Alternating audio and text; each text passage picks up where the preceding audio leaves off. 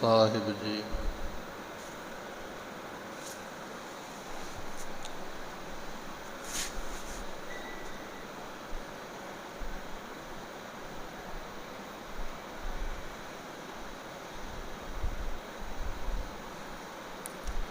ਸਤਨਾਮ ਵਾਹਿਗੁਰੂ ਸਾਹਿਬ ਜੀ। ਅੰਤ ਨ ਪਾਵਤ ਦੇਵ ਸਭੈ ਮੁਨ, ਇੰਦਰ ਮਹਾਸਿਵ ਜੋਗ ਕਰੀ। ਫੁਨ ਬੇਦ ਬਰੰਚ ਵਿਚਾਰ ਰਹਿਓ, ਹਰ ਜਾਪ ਨ ਛਾਡਿਓ ਏਕ ਘਰੀ। ਮਥੁਰਾ ਜਨ ਕੋ ਪ੍ਰਭ ਦੀਨ ਦਇਆਲ ਹੈ, ਸੰਗਤ ਸ੍ਰਿਸ਼ਟ ਨਿਹਾਲ ਕਰੀ। ਰਾਮਦਾਸ ਗੁਰੂ ਜਗ ਤਾਰਨ ਕੋ, ਗੁਰ ਜੋਤ ਅਰਜੁਨ ਮਾਹੇ ਧਰੀ। ਤੇਰਾ ਕੀਤਾ ਜਾਤੋ ਨਾਹੀ, ਮੈਨੂੰ ਜੋਗ ਕੀ ਤੋਈ। ਮੈਂ ਨਿਰਗੁਣ ਆਰੇ ਕੋ ਗੁਣ ਨਾਹੀ, ਆਪੇ ਤਰਸ ਪਇਓ। ਤਰਸ ਪਿਆ ਮੇ ਰਾਮਤ ਹੋਈ, ਸਤਿਗੁਰ ਸਜਣ ਮਿਲਿਆ। ਨਾਨਕ ਨਾਮ ਮਿਲੈ ਤਾਂ ਜੀਵਾ, ਤਨ ਮਨ ਥੀਵੈ ਹਰਿਆ। ਨਾਨਕ ਨਾਮ ਮਿਲੈ ਤਾਂ ਜੀਵਾ, ਤਨ ਮਨ ਥੀਵੈ ਹਰਿਆ। ਹੋਵੈ ਸਿਫਤ ਕਰ ਸੰਬੰਧੀ, ਨੂਰ ਅਰਸੋਂ ਪੁਰਸੋਂ ਛਟੀਐ। ਤੁਧ ਡਿਠੇ ਸੱਚੇ ਪਾਤਸ਼ਾਹ, ਮਲ ਜਨਮ ਜਨਮ ਦੀ ਕਟੀਐ। ਤੁਧ ਡਿਠੇ ਸੱਚੇ ਪਾਤਸ਼ਾਹ, ਮਲ ਜਨਮ ਜਨਮ ਦੀ ਕਟੀਐ। ਸਤਨਾਮ ਸ੍ਰੀ ਵਾਹਿਗੁਰੂ ਸਾਹਿਬ ਜੀਓ। ਚਾਰੇ ਜਗ ਚੌਂ ਜੁਗੀ, ਪੰਚਾਇਨ ਆਪੇ ਹੋਆ। ਆਪੀ ਨੇ ਆਪ ਸਾਜਿਓਨ, ਆਪੇ ਹੀ ਥੰਮ ਖਲੋਆ। ਚਾਰੇ ਜਗ ਚੌਂ ਜੁਗੀ, ਪੰਚਾਇਨ ਆਪੇ ਹੋਆ। ਵਾਹਿਗੁਰੂ ਜੀ ਕਾ ਖਾਲਸਾ, ਵਾਹਿਗੁਰੂ ਜੀ ਕੀ ਫਤਿਹ। ਪਤਿਤ ਪਾਵਨ ਸਤਿਗੁਰੂ ਗੁਰਤਾ ਗੱਦੀ ਤੇ ਬਿਰਾਜਮਾਨ ਸਾਹਿਬ ਗੁਰੂ ਗ੍ਰੰਥ ਸਾਹਿਬ ਜੀ ਦੀ ਪਾਵਨ ਪਵਿੱਤਰ ਹਜ਼ੂਰੀ ਅੰਦਰ ਸੁਭਾਏਮਾਨ ਹੋ ਰਹੀ ਗੁਰੂ ਕੀ ਸੰਗਤ। ਆਪ ਸੰਗਤ ਨੇ ਸਤਿਗੁਰਾਂ ਦੇ ਦਰਬਾਰ ਵਿੱਚ ਬੈਠ ਕੇ ਅੰਮ੍ਰਿਤ ਵੇਲੇ ਤੋਂ ਗੁਰਬਾਣੀ ਦੇ ਨਿਤਨੇਮ, ਗੁਰਬਾਣੀ ਦੇ ਕੀਰਤਨ ਦੀ ਦਾਤ ਪ੍ਰਾਪਤ ਕੀਤੀ ਹੈ। ਸਤਿਗੁਰੂ ਕਿਰਪਾ ਕਰਦੇ ਮੇਰੇ ਮਾਧੋ ਜੀ, ਸਤ ਸੰਗਤ ਮਿਲੈ ਸੋ ਤਰਿਆ। ਇਹ ਗੁਰੂ ਕੀ ਸੰਗਤ ਐਸੀ ਹੈ ਜਿਹੜਾ ਇਹਦੇ ਵਿੱਚ ਆ ਕੇ ਬੈਠਦਾ ਹੈ। ਇਹ ਸੰਗਤ ਇੱਕ ਬੇੜਾ ਹੈ, ਇੱਕ ਜਹਾਜ਼ ਹੈ। ਜਿਹੜਾ ਇਸ ਜਹਾਜ਼ ਦੇ ਉੱਪਰ ਚੜ੍ਹਦਾ ਹੈ ਉਹ ਸੰਸਾਰ ਤੋਂ ਪਾਰ ਹੁੰਦਾ। ਐਸੀ ਇਹ ਸੰਗਤ ਮਹਾਰਾਜ ਨੇ ਸਾਨੂੰ ਬਖਸ਼ੀ ਹੈ। ਵੱਡਿਆਂ ਭਾਗਾਂ ਨਾਲ ਆਪ ਗੁਰੂ ਦਰਬਾਰ ਵਿੱਚ ਆ ਕੇ ਬੈਠ ਕੇ ਲਾਹਾ ਲੈ ਰਹੇ ਹੋ। ਆਓ ਮਨ ਦੇ ਧਿਆਨ ਨੂੰ ਟਿਕਾਈਏ, ਭਾਵਨਾ ਦੇ ਨਾਲ ਸਤਿਗੁਰਾਂ ਦੀ ਅੰਮ੍ਰਿਤ ਬਾਣੀ ਸਰਵਣ ਕਰੀਏ। ਮਿਲ ਕੇ ਆਖੀਏ ਸਤਿਨਾਮ ਸ੍ਰੀ ਵਾਹਿਗੁਰੂ ਸਾਹਿਬ ਜੀ। ਸਤਿਨਾਮ ਸ੍ਰੀ ਵਾਹਿਗੁਰੂ ਸਾਹਿਬ ਜੀਓ।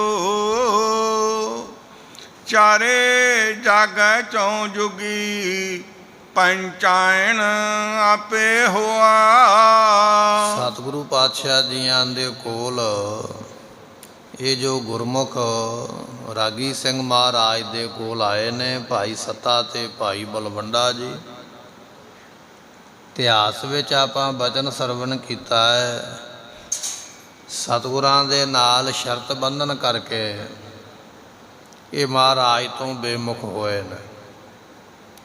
ਕਈ ਵਾਰ ਆਪਾਂ ਵੀ ਗੁਰਮੁਖੋਂ ਮਹਾਰਾਜ ਨਾਲ ਸ਼ਰਤ ਬੰਨ੍ਹ ਲੈਂਦੇ ਹਾਂ, ਮਹਾਰਾਜ ਜੇ ਮੇਰਾ ਇਹ ਕੰਮ ਕਰ ਦਿਓਗੇ ਤੇ ਮੈਂ ਇੰਨੇ ਪਾਠ ਕਰਾਂਗਾ, ਜੇ ਮੇਰਾ ਇਹ ਕੰਮ ਕਰ ਦਿਓਗੇ ਮੈਂ ਇੰਨੇ ਦਿਨ ਮੱਥਾ ਟੇਕਣ ਆਵਾਂਗਾ। ਇਹ ਅਸੀਂ ਸ਼ਰਤ ਬੰਨ੍ਹ ਕੇ ਕੰਮ ਕਰਦੇ ਹਾਂ। ਜਾਂ ਸਾਡਾ ਸੁਭਾਅ ਇਸ ਤਰ੍ਹਾਂ ਬਣ ਜਾਂਦਾ ਹੈ ਕਿ ਮਹਾਰਾਜ ਮੈਂ ਇੰਨੇ ਦਿਨ ਸੇਵਾ ਕਰ ਲਈ ਹੈ ਜਾਂ ਇੰਨੇ ਪਾਠ ਕਰ ਲਏ, ਹੁਣ ਮੇਰਾ ਇਹ ਕੰਮ ਕਰ ਦਿਓ। ਸਤਿਗੁਰਾਂ ਨੇ ਸਿੱਖ ਨੂੰ ਸ਼ਰਤ ਬੰਨ੍ਹਣ ਤੋਂ ਮਨ੍ਹਾ ਕੀਤਾ ਹੈ। ਇਹ ਜਿਹੜੇ ਗੁਰੂ ਕੇ ਰਾਗੀ ਨੇ, ਕਈਆਂ ਇਲਾਕਿਆਂ ਵਿੱਚ ਕੀਰਤਨ ਕੀਤਾ, ਕਿਤਿਓਂ ਵੀ ਕੋਈ ਬਹੁਤੀ ਨਾ ਮਾਣ ਮਿਲਿਆ ਨਾ ਸਨਮਾਨ ਮਿਲਿਆ, ਬਹੁਤਾ ਨਾ ਬਹੁਤੀ ਮਾਇਆ ਮਿਲੀ। ਅਖੀਰ ਤੇ ਭਾਈ ਸੱਤਾ ਪਹਿਲਾਂ ਗੁਰੂ ਦਰਬਾਰ ਵਿੱਚ ਆਏ, ਫਿਰ ਭਾਈ ਬਲਵੰਡਾ ਆ ਗਏ। ਸਤਿਗੁਰਾਂ ਨੇ ਰਾਗ ਗਾਉਣ ਵਾਸਤੇ ਆਪਣੇ ਦਰਬਾਰ ਵਿੱਚ ਰੱਖ ਲਿਆ। ਆਪਣੇ ਕੋਲੋਂ ਮਹਾਰਾਜ ਨੇ ਜਗ੍ਹਾ ਦੇ ਕੇ ਇਹਨਾਂ ਦਾ ਨਿਵਾਸ ਵੀ ਕਰਵਾਇਆ। ਕੁਝ ਸਮਾਂ ਕੀਰਤਨ ਕਰਦਿਆਂ ਨੂੰ ਹੋਇਆ, ਇੱਕ ਦਿਨ ਮਹਾਰਾਜ ਜੀਆਂ ਦੇ ਕੋਲੋਂ ਵਿਆਹ ਦੇ ਸੰਬੰਧ ਵਿੱਚ ਮਾਇਆ ਮੰਗ ਲਈ। ਸਤਿਗੁਰੂ ਪਾਤਸ਼ਾਹ ਨੇ ਮੂੰਹੋਂ ਮੰਗੀ ਮਾਇਆ ਦੇਣ ਵਾਸਤੇ ਆਖਿਆ, ਕਹਿਣ ਲੱਗੇ ਨਹੀਂ ਸਾਨੂੰ ਤੇ ਚੜਾਵਾ ਹੀ ਚਾਹੀਦਾ ਹੈ। ਪਰ ਜਿੰਨਾ ਸੋਚਿਆ ਸੀ ਓਨੀ ਮਾਇਆ ਨਾ ਆਈ। ਮਹਾਰਾਜ ਨਾਲ ਨਾਰਾਜ਼ ਹੋ ਕੇ ਘਰ ਵਿੱਚ ਬੈਠ ਗਏ। ਜਦੋਂ ਸਤਿਗੁਰੂ ਲੈਣ ਵਾਸਤੇ ਗਏ, ਇਹਨਾਂ ਨੇ ਬੜੇ ਮੰਦੇ ਚੰਗੇ ਬਚਨ, ਜਿਹੜੇ ਨਹੀਂ ਸਨ ਕਹਿਣ ਵਾਲੇ, ਮਹਾਰਾਜ ਦੀ ਸ਼ਾਨ ਦੇ ਖਿਲਾਫ ਉਹ ਬਚਨ ਗੁਰੂ ਅਰਜਨ ਦੇਵ ਪਾਤਸ਼ਾਹ ਨੂੰ ਸੁਣਾਏ। ਸਤਿਗੁਰਾਂ ਨੇ ਸੁਭਾਵਿਕ ਹੀ ਆਖਿਆ, ਤੁਸੀਂ ਫਿਟਕ ਗਏ ਹੋ। ਇੰਨਾ ਬਚਨ ਕਹਿ ਕੇ ਮਹਾਰਾਜ ਸਾਹਿਬ ਜੀ ਆ ਗਏ। ਇਹਨਾਂ ਦੇ ਸਰੀਰਾਂ ਉੱਪਰ ਕੋਹੜ ਹੋ ਗਿਆ ਤੇ ਗਲੇ ਪੱਕ ਗਏ। ਜਦੋਂ ਆਪਣੀ ਗਲਤੀ ਦਾ ਅਹਿਸਾਸ ਹੋਇਆ ਵੀ ਅਸੀਂ ਗਲਤ ਇਹ ਕਾਰਜ ਕੀਤਾ ਹੈ, ਫਿਰ ਭਾਈ ਲੱਦਾ ਜੀ, ਲਾਹੌਰ ਦੇ ਰਹਿਣ ਵਾਲੇ ਪਰਉਪਕਾਰੀ ਭਾਈ ਲੱਦਾ ਜੀ, ਉਹਨਾਂ ਨੂੰ ਨਾਲ ਲੈ ਕੇ ਸਤਿਗੁਰਾਂ ਨੂੰ ਬੇਨਤੀ ਕਰਨ ਵਾਸਤੇ ਆਏ। ਤੇ ਫਿਰ ਪਾਤਸ਼ਾਹ ਜੀ ਨੇ ਆਖਿਆ, ਜਿਸ ਮੂੰਹ ਦੇ ਨਾਲ ਤੁਸੀਂ ਸਤਿਗੁਰਾਂ ਦੀ ਨਿੰਦਿਆ ਕੀਤੀ ਹੈ, ਉਸੇ ਆਪਣੇ ਮੂੰਹ ਦੇ ਨਾਲ ਗੁਰੂ ਪਾਤਸ਼ਾਹ ਦੀ ਸਿਫਤ ਕਰੋ ਤਾਂ ਤੁਹਾਡਾ ਭਲਾ ਹੋਵੇਗਾ। ਫਿਰ ਇਹ ਭਾਈ ਸੱਤਾ ਤੇ ਬਲਵੰਡਾ ਨੇ ਇਸ ਬਾਣੀ ਦੀਆਂ 8 ਪੌੜੀਆਂ ਜਿਹੜੀਆਂ ਰਚੀਆਂ। 8 ਪੌੜੀਆਂ ਦੇ ਵਿੱਚੋਂ ਪਹਿਲੀ ਪੌੜੀ ਅਤੇ ਦੂਜੀ, ਤੀਜੀ ਤੇ ਚੌਥੀ ਪੌੜੀ ਵਿੱਚ 4 ਪੌੜੀਆਂ ਵਿੱਚ ਗੁਰੂ ਨਾਨਕ ਸਾਹਿਬ ਤੇ ਗੁਰੂ ਅੰਗਦ ਸਾਹਿਬ ਦੀ ਸਿਫਤ ਸਾਂਝੀ ਕੀਤੀ ਹੈ। 5ਵੀਂ ਪੌੜੀ ਵਿੱਚ ਧੰਨ ਗੁਰੂ ਅੰਗਦ ਦੇਵ ਮਹਾਰਾਜ ਦੀ ਕੱਲਿਆਂ ਦੀ ਸਿਫਤ ਹੈ। 6ਵੀਂ ਪੌੜੀ ਦੇ ਵਿੱਚ ਧੰਨ ਗੁਰੂ ਅਮਰਦਾਸ ਮਹਾਰਾਜ ਜੀਆਂ ਦੀ ਵਡਿਆਈ ਹੈ। 7ਵੀਂ ਪੌੜੀ ਦੇ ਵਿੱਚ ਸਾਹਿਬ ਗੁਰੂ ਰਾਮਦਾਸ ਪਾਤਸ਼ਾਹ ਜੀ, ਧੰਨ ਧੰਨ ਰਾਮਦਾਸ ਗੁਰ ਜਿਨ ਸਿਰਿਆ ਤਿਨੈ ਸਵਾਰਿਆ। ਇਹ ਪੌੜੀ ਇਹਨਾਂ ਨੇ ਬਚਨ ਕੀਤੀ, ਬਖਸ਼ਿਸ਼ ਕੀਤੀ ਹੈ, ਜੋ ਆਪਾਂ ਕੱਲ੍ਹ ਦੇ ਦੀਵਾਨ ਵਿੱਚ ਸਰਵਣ ਕੀਤੀ ਹੈ। ਅੱਜ ਇਸ ਬਾਣੀ ਦੀ ਅਖੀਰਲੀ ਪੌੜੀ ਆਪਾਂ ਨੂੰ ਪ੍ਰਾਪਤ ਹੋ ਰਹੀ ਹੈ। 5ਵੇਂ ਪਾਤਸ਼ਾਹ ਮਹਾਰਾਜ ਸਾਹਿਬ ਜੀਆਂ ਦੀ ਵਡਿਆਈ ਕਰਨ ਲੱਗਿਆ। ਇਹ ਜਿਹੜੇ ਗੁਰਮੁਖ ਜਨ ਨੇ, ਭਾਈ ਸੱਤਾ ਤੇ ਭਾਈ ਬਲਵੰਡਾ ਜੀ, ਉਹ ਮਹਾਰਾਜ ਦੀ ਸਿਫਤ ਕਰਦੇ ਪਏ। ਕੀ ਆਖਦੇ ਨੇ ਉਹ ਆਪਾਂ ਸਰਵਣ ਕਰਦੇ ਹਾਂ। ਚਾਰੇ ਜਾਗੈ ਚੌ ਜੁਗੀ ਪੰਚਾਇਣ ਆਪੇ ਹੋਆ। ਬੇਨਤੀ ਕਰਦੇ, ਕਹਿਣ ਲੱਗੇ ਸਤਿਗੁਰੂ ਪਾਤਸ਼ਾਹ ਜੀ, ਜੋ 4 ਗੁਰੂ ਸਾਹਿਬਾਨ ਹਨ, ਧੰਨ ਗੁਰੂ ਨਾਨਕ ਦੇਵ ਪਾਤਸ਼ਾਹ ਜੀ, ਧੰਨ ਗੁਰੂ ਅੰਗਦ ਦੇਵ ਮਹਾਰਾਜ ਸਾਹਿਬ ਜੀ, ਧੰਨ ਗੁਰੂ ਅਮਰਦਾਸ ਪਾਤਸ਼ਾਹ ਜੀ, ਧੰਨ ਗੁਰੂ ਰਾਮਦਾਸ ਮਹਾਰਾਜ ਸਾਹਿਬ ਜੀ। ਇਹ ਜਿਹੜੇ ਚਾਰ ਗੁਰੂ ਸਾਹਿਬਾਨ ਹੋਏ ਨੇ ਪੰਚਾਇਨ, ਇਹਨਾਂ ਚੌਹਾਂ ਦਾ ਹੀ ਰੂਪ ਆਪ ਹੋ ਮਹਾਰਾਜ। ਪੰਜਵੀਂ ਥਾਂ 'ਤੇ ਆਪ ਆ ਕੇ ਬੈਠੇ ਹੋ। ਚਾਰੇ ਜਾਗੇ ਚੌਹਾਂ ਜੁਗੀ, ਇਹ ਜਿਹੜੇ ਚਾਰ ਗੁਰੂ ਸਾਹਿਬਾਨ ਨੇ, ਜਾਗੇ ਤੋਂ ਭਾਵ ਜਦੋਂ ਸਮਾਏ, ਜੋਤੀ ਜੋਤ ਸਮਾਏ, ਉਸ ਵੇਲੇ ਪੰਜਵੀਂ ਥਾਂ 'ਤੇ ਆਪ ਗੁਰਤਾ ਗੱਦੀ 'ਤੇ ਆ ਕੇ ਬਿਰਾਜਮਾਨ ਹੋਏ ਹੋ। ਇਸ ਤਰ੍ਹਾਂ ਸਤਿਗੁਰੂ ਪਾਤਸ਼ਾਹ ਜੀ ਪੰਚਾਇਨ ਆਪੇ ਹੋਵਾ। ਪੰਚਮ ਅਵਤਾਰ ਗੁਰੂ ਅਰਜਨ ਦੇਵ ਪਾਤਸ਼ਾਹ ਜੀ ਆਪ ਜੀ ਦਾ ਇਹ ਪਰਮੇਸ਼ਰ ਦਾ ਹੋਇਆ ਹੈ। ਸੋ ਗੁਰੂ ਨਾਨਕ ਸਾਹਿਬ ਤੋਂ ਲੈ ਕੇ ਗੁਰੂ ਰਾਮਦਾਸ ਪਾਤਸ਼ਾਹ ਤੱਕ ਜਦੋਂ ਚਾਰ ਗੁਰੂ ਸਾਹਿਬਾਨ ਹੋਏ, ਵੱਖਰੇ ਵੱਖਰੇ ਸਮੇਂ 'ਤੇ ਸਿੱਖਾਂ ਨੂੰ, ਸੰਗਤਾਂ ਨੂੰ ਪ੍ਰਚਾਰ ਕਰਕੇ ਗੁਰਬਾਣੀ ਦੇ ਨਾਲ ਜੋੜਿਆ। ਜਦੋਂ ਵਾਰੀ-ਵਾਰੀ ਸਤਿਗੁਰੂ ਜੀ ਆਪਣਾ ਸਰੀਰ ਛੱਡ ਕੇ ਸੱਚਖੰਡ ਚਲੇ ਗਏ ਤੇ ਪੰਜਵੀਂ ਥਾਂ 'ਤੇ ਆਪ ਗੁਰਤਾ ਗੱਦੀ 'ਤੇ ਬੈਠੇ ਹੋ। ਪੰਚਾਇਨ ਆਪੇ ਹੋਵਾ। ਪੰਚਾਇਨ ਤੋਂ ਭਾਵ ਹੈ ਪੰਚਮ ਪਾਤਸ਼ਾਹ, ਆਪ ਪਰਮੇਸ਼ਰ ਦਾ ਰੂਪ ਹੋਏ ਹੋ। ਐਸੀ ਆਪ ਜੀ ਦੀ ਸਿਫਤ ਹੈ। ਫਿਰ ਇਸੇ ਪੰਕਤੀ ਨੂੰ ਦੁਬਾਰਾ ਬਖਸ਼ਦੇ ਹਨ। ਚਾਰੇ ਜਗ ਚੌਂ ਜੁਗੀ। ਗੁਰਮੁਖੋ, ਇਹ ਜਿਹੜੇ ਚਾਰ ਯੁੱਗ ਨੇ, ਇਹਨਾਂ ਚੌਹਾਂ ਯੁੱਗਾਂ ਵਿੱਚ ਚਾਰ ਅਵਤਾਰ ਹੋਏ ਨੇ। ਜਿਵੇਂ ਸਤਿਯੁਗ ਦੇ ਵਿੱਚ ਹੰਸਾ ਅਵਤਾਰ ਮੰਨਿਆ ਹੈ। ਇਹ ਜਿਹੜੇ ਭਾਈ ਸੱਤਾ ਤੇ ਬਲਵੰਡਾ ਕਹਿ ਰਹੇ ਨੇ, ਮਹਾਰਾਜ ਜੀ ਸਤਿਯੁਗ ਦੇ ਵਿੱਚ ਹੰਸਾ ਅਵਤਾਰ ਹੋਇਆ ਹੈ। ਇਸੇ ਤਰ੍ਹਾਂ ਤ੍ਰੇਤੇ ਯੁੱਗ ਦੇ ਵਿੱਚ ਰਾਮ ਜੀ ਅਵਤਾਰ ਹੋਏ। ਦੁਆਪਰ ਯੁੱਗ ਦੇ ਵਿੱਚ ਭਗਵਾਨ ਕ੍ਰਿਸ਼ਨ ਜੀ ਅਵਤਾਰ ਬਣ ਕੇ ਆਏ। ਕਲਯੁੱਗ ਦੇ ਵਿੱਚ ਮਹਾਰਾਜ ਸਾਹਿਬ ਜੀ ਕਲਕੀ ਅਵਤਾਰ, ਜਿਸ ਦੇ ਬਾਰੇ 10ਵੇਂ ਪਾਤਸ਼ਾਹ ਨੇ ਕਥਨ ਕੀਤਾ ਹੈ ਕਿ ਉਸ ਨੇ ਹੋਣਾ ਹੈ, ਉਹ ਕਲਕੀ ਅਵਤਾਰ ਚੌਥਾ ਅਵਤਾਰ ਹੈ। ਪਾਤਸ਼ਾਹ ਜੀ ਇਹਨਾਂ ਚਾਰ ਅਵਤਾਰਾਂ ਦੇ ਹੁੰਦਿਆਂ ਜਦੋਂ ਆਪ ਜੀ ਨੇ ਵੇਖਿਆ ਕਿ ਮਰਿਆਦਾ ਵਿੱਚ ਕੁਝ ਢਿੱਲ ਆ ਗਈ ਹੈ, ਉਸ ਵੇਲੇ ਪੰਚਾਇਨ ਆਪੇ ਹੋਵਾ। ਪੰਜਵੀਂ ਥਾਂ 'ਤੇ ਆ ਫਿਰ ਗੁਰੂ ਨਾਨਕ ਸਾਹਿਬ ਪਾਤਸ਼ਾਹ ਜੀ ਔਰ ਗੁਰੂ ਨਾਨਕ ਦੇਵ ਮਹਾਰਾਜ ਜੀ ਦਾ ਆਪ ਰੂਪ ਗੁਰੂ ਅਰਜਨ ਦੇਵ ਪਾਤਸ਼ਾਹ ਜੀ ਮਰਿਆਦਾ ਰੱਖਣ ਵਾਸਤੇ, ਸਿੱਖਾਂ ਉੱਪਰ ਕਿਰਪਾ ਕਰਨ ਵਾਸਤੇ ਪੰਜਵੀਂ ਥਾਂ 'ਤੇ ਆਪ ਪ੍ਰਗਟ ਹੋ ਕੇ ਸੰਸਾਰ ਦੀ ਮਰਿਆਦਾ ਨੂੰ ਕਾਇਮ ਰੱਖਦੇ ਪਏ ਹੋ, ਉਪਦੇਸ਼ ਦੇ ਕੇ ਨਿਹਾਲ ਕਰਦੇ ਪਏ। ਐਸੇ ਆਪ ਜੀ ਸਮਰੱਥ ਹੋ। ਫਿਰ ਫਰਮਾਉਂਦੇ ਹਨ, ਚਾਰੇ ਜਗ ਚੌਂ ਜੁਗੀ ਪੰਚਾਇਨ ਆਪੇ ਹੋਆ। ਸਤਿਗੁਰੂ ਪਾਤਸ਼ਾਹ ਮਹਾਰਾਜ ਸਾਹਿਬ ਜੀਓ, ਜਿਹੜੇ ਚਾਰ ਯੁੱਗ ਹਨ, ਉਹਨਾਂ ਚੌਹਾਂ ਯੁੱਗਾਂ ਦੇ ਵੱਖਰੇ ਵੱਖਰੇ ਨਾਮ ਨੇ। ਜਿਵੇਂ ਸਤਿਯੁਗ ਦੇ ਵਿੱਚ ਵਾਸਦੇਵ ਦਾ ਜਾਪ ਕੀਤਾ ਜਾਂਦਾ ਹੈ। ਮਹਾਰਾਜ ਸਾਹਿਬ ਜੀ ਦਾ ਬਚਨ ਭਾਈ ਗੁਰਦਾਸ ਜੀ ਕਹਿਣ ਲੱਗੇ, ਸਤਿਯੁਗ ਸਤਿਗੁਰ ਵਾਸਦੇਵ ਵਉਆ ਵਿਸਨਾ ਨਾਮ ਜਪਾਵੈ। ਸਤਿਯੁਗ ਦੇ ਵਿੱਚ ਵਾਸਦੇਵ ਦਾ ਜਾਪ ਕੀਤਾ ਜਾਂਦਾ, ਵਉਵੇ ਅੱਖਰ ਦਾ ਉਪਦੇਸ਼ ਹੈ। ਇਸ ਤਰ੍ਹਾਂ ਲੋਕ ਜਾਪ ਕਰਕੇ ਸਤਿਯੁਗ ਵਿੱਚ ਭਲਾ ਕਰਦੇ। ਉਸ ਤੋਂ ਬਾਅਦ ਦੇ ਵਿੱਚ ਗੁਰਮੁਖੋ ਫਿਰ ਜਿਹੜਾ ਹੈ ਦੁਆਪਰ ਯੁੱਗ ਦੇ ਵਿੱਚ, ਦੁਆਪਰ ਸਤਿਗੁਰ ਹਰੀ ਕ੍ਰਿਸ਼ਨ ਹਾਹਾ ਹਰ ਹਰ ਨਾਮ ਧਿਆਵੈ। ਦੁਆਪਰ ਯੁੱਗ ਦੇ ਵਿੱਚ ਹਰ ਹਰ ਦਾ ਜਾਪ ਕੀਤਾ ਜਾਂਦਾ ਅਤੇ ਵਵੇ ਦੇ ਨਾਲ ਇਹ ਹਾਹਾ ਅੱਖਰ ਉਸ ਵੇਲੇ ਬਖਸ਼ਿਸ਼ ਹੋਇਆ ਹੈ। ਤ੍ਰੇਤੇ ਯੁੱਗ ਦੇ ਵਿੱਚ ਬਖਸ਼ਿਸ਼ ਕਰਦੇ ਬਚਨ ਤ੍ਰੇਤੇ ਸਤਿਗੁਰ ਰਾਮ ਜੀ ਰਾਰਾ ਰਾਮ ਜਪੇ ਸੁਖ ਪਾਵੈ। ਭਾਈ ਗੁਰਦਾਸ ਜੀ ਕਹਿਣ ਲੱਗੇ ਕਿ ਤ੍ਰੇਤੇ ਯੁੱਗ ਦੇ ਵਿੱਚ ਰਾਮ ਰਾਮ ਦਾ ਜਾਪ ਕਰਕੇ ਰਾਰਾ ਅੱਖਰ ਜਿਹੜਾ ਹੈ ਉਥੋਂ ਪ੍ਰਾਪਤ ਹੋਇਆ ਹੈ। ਅਤੇ ਕਲਯੁਗ ਨਾਨਕ ਗੁਰ ਗੋਬਿੰਦ ਗੱਗਾ ਗੋਬਿੰਦ ਨਾਮ ਜਪਾਵੈ। ਕਲਯੁਗ ਦੇ ਵਿੱਚ ਗੋਬਿੰਦ ਗੋਬਿੰਦ ਦਾ ਜਾਪ ਕਰਕੇ ਗੱਗਾ ਅੱਖਰ ਉਥੋਂ ਜਿਹੜਾ ਹੈ ਉਹ ਪ੍ਰਾਪਤ ਹੋਇਆ ਹੈ। ਇਸ ਤਰ੍ਹਾਂ ਜਿਹੜੇ ਚਾਰ ਯੁੱਗ ਨੇ, ਉਹਨਾਂ ਚੌਹਾਂ ਯੁੱਗਾਂ ਵਿੱਚ ਵੱਖਰਾ ਵੱਖਰਾ ਜਾਪ, ਕੋਈ ਵਾਸਦੇਵ ਦਾ ਜਾਪ ਕਰਦਾ ਹੈ, ਕੋਈ ਹਰ ਹਰ ਦਾ ਜਾਪ ਕਰਦਾ ਹੈ, ਕੋਈ ਰਾਮ ਰਾਮ ਦਾ ਜਾਪ ਕਰਦਾ ਹੈ, ਕੋਈ ਗੋਬਿੰਦ ਗੋਬਿੰਦ ਦਾ ਜਾਪ ਕਰਦਾ। ਇਹ ਚਾਰ ਯੁੱਗਾਂ ਦੇ ਜਾਪ ਨੇ।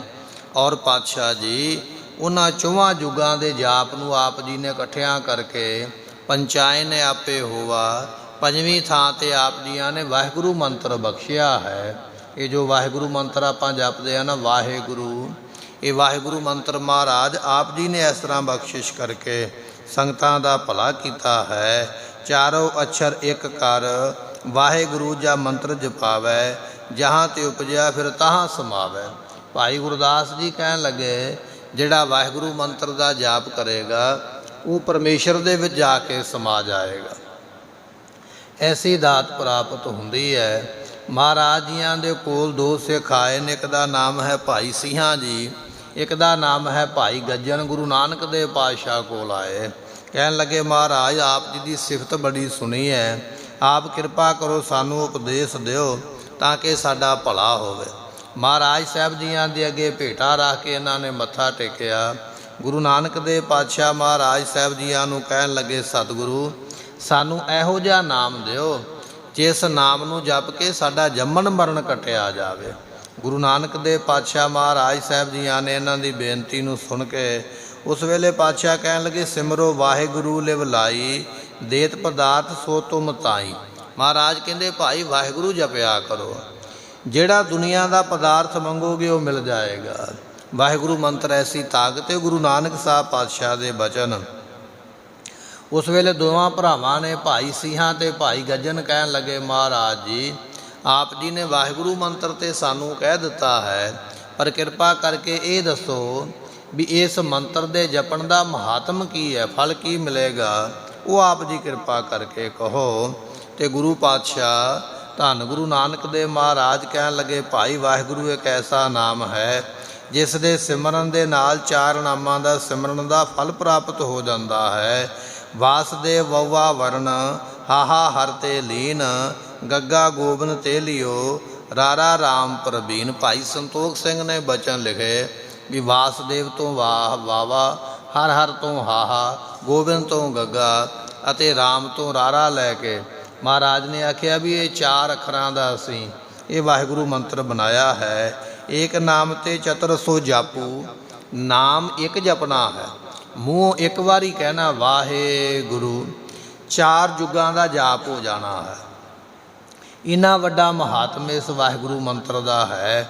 ਸੋ ਕਹਿਣ ਲੱਗੇ ਏਕ ਨਾਮ ਤੇ ਚਤੁਰ ਸੋ ਜਾਪੂ, ਜਾਂ ਤੇ ਹੈ ਇਹ ਅਦਕ ਪ੍ਰਤਾਪੂ, ਇਹਦਾ ਬੜਾ ਭਾਰੀ ਵੱਡਾ ਪ੍ਰਤਾਪ ਹੈ ਵੀ ਇੱਕ ਵਾਰੀ ਵਾਹਿਗੁਰੂ ਕਿਹਾ ਚਾਰ ਯੁੱਗਾਂ ਦਾ ਫਲ ਮਿਲ ਗਿਆ ਹੈ। ਦੂਸਰ ਅਰਥ ਔਰ ਸੁਣ ਲੀਜੈ, ਜਾਪ ਕਰੇ ਸਭ ਸੰਕਟ ਛੀਜੈ। ਦੂਜੀ ਗੱਲ ਇਹ ਹੈ ਇਹਦੇ ਅਰਥ ਆਪਾਂ ਸਰਵਣ ਕਰਾਂਗੇ।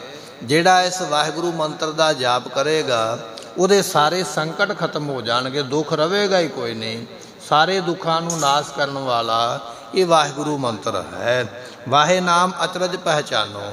ਸੋ ਉਹਨਾਂ ਨੇ ਪੁੱਛਿਆ ਮਹਾਰਾਜ ਇਹਦੇ ਅਰਥ ਵੀ ਕਰਕੇ ਦੱਸੋ ਨਾ ਵਾਹਿਗੁਰੂ ਦੇ। ਮਹਾਰਾਜ ਕਹਿਣ ਲੱਗੇ ਵਾਹਿਗੁਰੂ ਦੇ ਜਿਹੜੇ ਪਹਿਲੇ ਦੋ ਅੱਖਰ ਨੇ ਨਾ, ਵਾਹੇ, ਵਾਹੇ ਤੋਂ ਭਾਵ ਹੈ ਵਾਹ, ਵਾਹ ਕਹੀਏ ਹੈਰਾਨ ਕਰਨ ਵਾਲਾ, ਅਚਰਜ ਕਰ ਦੇਣ ਵਾਲਾ। ਜਦੋਂ ਕੋਈ ਚੀਜ਼ ਬਹੁਤੀ ਹੈਰਾਨ ਕਰਨ ਵਾਲੀ ਵੇਖ ਲਈਏ ਤੇ ਸਾਡੇ ਕੋਲ ਕੋਈ ਸ਼ਬਦ ਨਾ ਹੋਵੇ ਉਸ ਵਸਤੂ ਦੀ ਸਿਫਤ ਕਰਨ ਵਾਸਤੇ, ਤੇ ਫਿਰ ਸਾਡੇ ਮੂੰਹ ਇੱਕੋ ਹੀ ਗੱਲ ਨਿਕਲਦੀ ਹੈ ਵਾਹ ਕਿੰਨੀ ਸੁੰਦਰ ਹੈ ਇਹ ਵਸਤੂ। ਸੋ ਵਾਹ ਸ਼ਬਦ ਜਿਹੜਾ ਹੈ ਇਹ ਸ਼ਬਦਾਂ ਦੀ ਅਖੀਰ ਹੈ। ਜਿੱਥੇ ਕੋਈ ਸ਼ਬਦ ਨਾ ਢੁਕਦਾ ਹੋਵੇ ਉੱਥੇ ਸੁੰਦਰ ਵਸਤੂ ਨੂੰ ਵੇਖ ਕੇ ਵਾਹ ਹੀ ਕਿਹਾ ਜਾਂਦਾ ਹੈ। ਕਹਿਣ ਲੱਗੇ ਉਹ ਪਰਮਾਤਮਾ ਇੰਨਾ ਸੁੰਦਰ ਹੈ ਗੁਰਮੁਖੋ, ਉਹਦੇ ਵਾਸਤੇ ਕੋਈ ਸ਼ਬਦ ਨਿਕਲਦਾ ਹੀ ਨਹੀਂ ਹੈ, ਕੇਵਲ ਇੱਕੋ ਹੀ ਗੱਲ ਹੁੰਦੀ ਹੈ ਵਾਹ ਪਰਮਾਤਮਾ ਕਿੰਨਾ ਸੁੰਦਰ ਹੈ। ਕਿ ਸੁੰਦਰ ਸਰੂਪ ਹੋ, ਕਿ ਰੂਪ ਹੂੰ ਕਿ ਰੂਪ ਹੋ, ਕਿ ਅਫਵਲ ਗੁਨਾਹ ਬਾਣੀ ਦਾ ਬਚਨ ਪੜ੍ਹਦੇ ਹਾਂ। ਉਹ ਪਰਮਾਤਮਾ ਐਸਾ ਸੁੰਦਰ ਹੈ ਜਿਹਨੂੰ ਵੇਖ ਕੇ ਕੇਵਲ ਵਾਹ ਹੀ ਨਿਕਲਦਾ, ਹੋਰ ਕੁਝ ਨਿਕਲਦਾ ਹੀ ਨਹੀਂ ਹੈ। ਇਸ ਕਰਕੇ ਅਸੀਂ ਵਾਹੇ ਸ਼ਬਦ ਲਿਖਿਆ ਹੈ।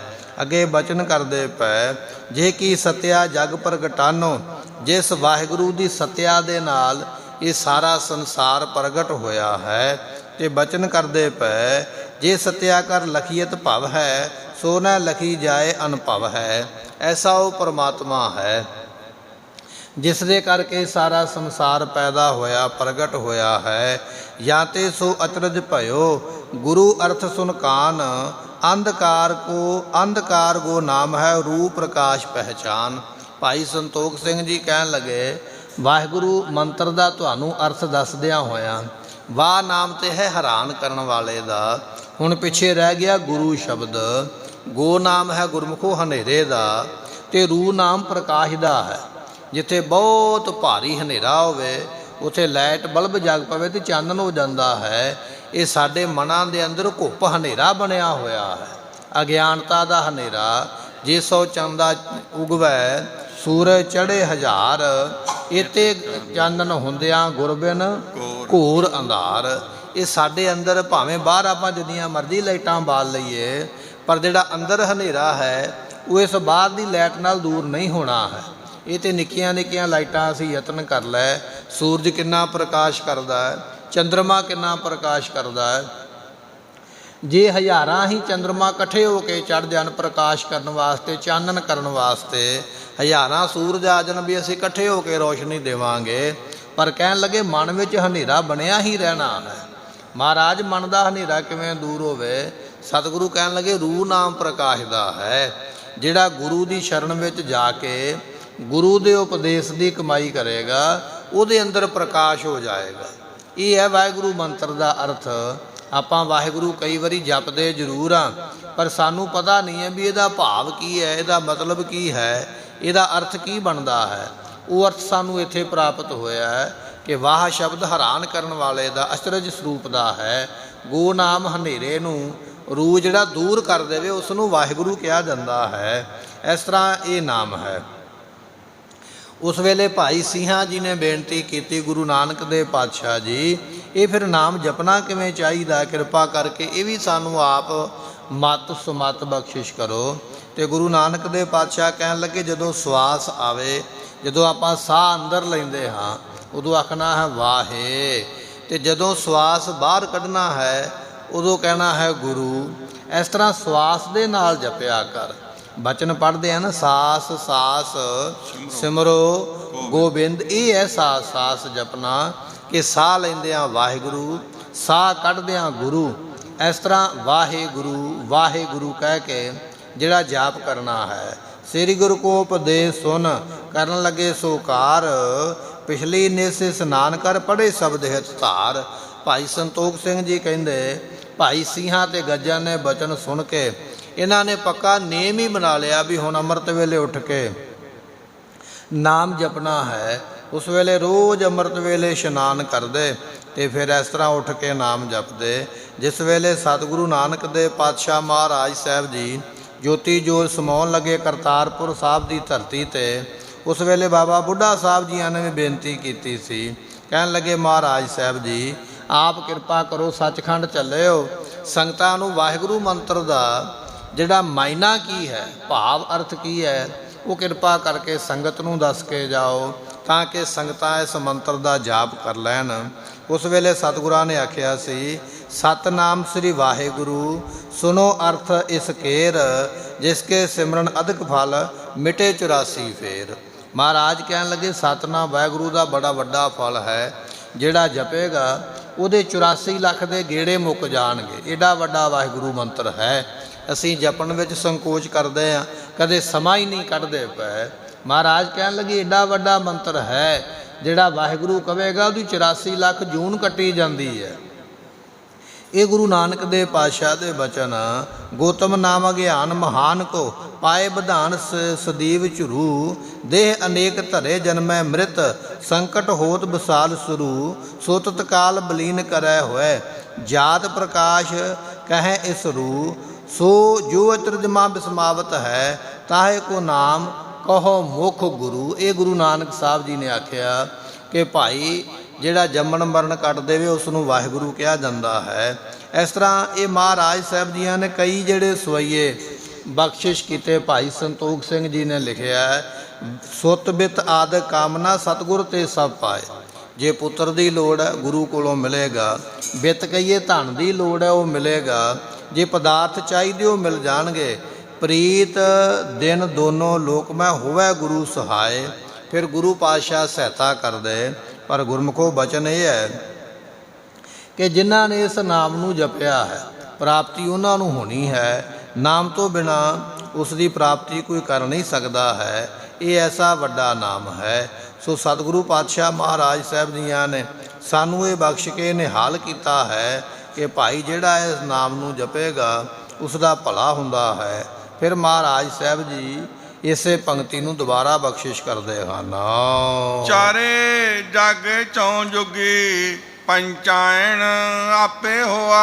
ਸਤਿਗੁਰੂ ਪਾਤਸ਼ਾਹ ਬਚਨ ਬਖਸ਼ਿਸ਼ ਕਰਦੇ ਪਏ, ਕਹਿਣ ਲੱਗੇ ਗੁਰਮੁਖੋ ਕਿ ਚਾਰ ਜਿਹੜੇ ਯੁੱਗ ਸਨ, ਸਤਿਯੁਗ ਦੇ ਵਿੱਚ ਬ੍ਰਾਹਮਣਾਂ ਦਾ ਰਾਜ ਕਥਨ ਕੀਤਾ ਹੈ। ਇਸੇ ਤਰ੍ਹਾਂ ਉਸ ਤੋਂ ਅੱਗੇ ਤ੍ਰੇਤੇ ਯੁੱਗ ਦੇ ਵਿੱਚ ਛਤਰੀਆਂ ਦਾ ਰਾਜ ਕਥਨ ਕੀਤਾ ਹੈ। ਦੁਆਪਰ ਯੁੱਗ ਦੇ ਵਿੱਚ ਜਿਹੜੇ ਵੈਸ਼ ਨੇ ਉਹਨਾਂ ਦਾ ਰਾਜ ਕਥਨ ਕੀਤਾ ਹੈ, ਅਤੇ ਕਲਯੁੱਗ ਦੇ ਵਿੱਚ ਸ਼ੂਦਰਾਂ ਦਾ ਰਾਜ ਹੈ। ਇਸ ਤਰ੍ਹਾਂ ਇਹ ਚਾਰ ਯੁੱਗ ਜਿਹੜੇ ਨੇ, ਇਹਨਾਂ ਚੌਹਾਂ ਯੁੱਗਾਂ ਵਿੱਚ ਚਾਰ ਵੱਖਰੇ ਵੱਖਰੇ ਇਹ ਰਾਜ ਭਾਗ ਪ੍ਰਾਪਤ ਹੋਏ। ਸਤਿਯੁਗ ਦੇ ਵਿੱਚ ਬ੍ਰਾਹਮਣਾਂ ਨੂੰ ਰਾਜ ਮਿਲਿਆ, ਰਾਜ ਕੀਤਾ। ਤ੍ਰੇਤੇ ਯੁੱਗ ਦੇ ਵਿੱਚ ਛਤਰੀ ਜਿਹੜੇ ਨੇ, ਖੱਤਰੀ ਕਿਹਾ ਜਾਂਦਾ ਹੈ, ਸ਼ਸਤਰ ਧਾਰੀ ਲੜਨ ਵਾਲੇ, ਉਹਨਾਂ ਨੂੰ ਰਾਜ ਮਿਲਿਆ ਹੈ। ਦੁਆਪਰ ਯੁੱਗ ਦੇ ਵਿੱਚ ਗੁਰਮੁਖੋ ਇਸੇ ਤਰ੍ਹਾਂ ਜਿਹੜੇ ਵੈਸ ਨੇ, ਵਪਾਰ ਵਣਜ ਕਰਨ ਵਾਲੇ, ਖੇਤੀ ਕਰਨ ਵਾਲੇ। ਕਲਯੁੱਗ ਦੇ ਵਿੱਚ ਜਿਹੜੇ ਸ਼ੂਦਰ ਮੰਨੇ, ਉਹਨਾਂ ਨੂੰ ਰਾਜ ਮਿਲਿਆ ਹੈ। ਅਤੇ ਪਾਤਸ਼ਾਹ ਕਹਿੰਦੇ ਪੰਚਾਇਨ ਆਪੇ ਹੋਵਾ। ਇਹ ਪੰਜਵਾਂ ਮਹਾਰਾਜ ਜੀਆਂ ਨੇ, ਅਕਾਲ ਪੁਰਖ ਨੇ ਇਹ ਖਾਲਸਾ ਪੰਥ ਬਖਸ਼ਿਸ਼ ਕੀਤਾ ਹੈ। ਸੋ ਪੰਜਵਾਂ ਰਾਜ ਖਾਲਸੇ ਪੰਥ ਨੂੰ ਜਾ ਕੇ ਪ੍ਰਾਪਤ ਹੋਣਾ ਹੈ। ਰਾਜ ਕਰੇਗਾ ਖਾਲਸਾ, ਆਕੀ ਰਹਿ ਨਾ ਕੋਏ। ਇਹ ਬਚਨ ਭਾਈ ਹਰ ਸਿੰਘ ਜੀਆਂ ਨੇ ਲਿਖੇ, ਗੁਰੂ ਗੋਬਿੰਦ ਸਿੰਘ ਪਾਤਸ਼ਾਹ ਦੇ ਕਹੇ ਹੋਏ ਮੁਖ ਤੋਂ। ਜਿਵੇਂ ਪਹਿਲੇ ਚਾਰ ਯੁੱਗਾਂ ਵਿੱਚ ਚੌਹਾਂ ਦਾ ਰਾਜ ਹੋਇਆ, ਹੁਣ ਇਸੇ ਤਰ੍ਹਾਂ ਪੰਜਵਾਂ ਰਾਜ ਖਾਲਸੇ ਦਾ ਜਿਹੜਾ ਮਹਾਰਾਜ ਜੀ ਨੇ ਬਖਸ਼ਿਸ਼ ਕਰਨਾ ਹੈ।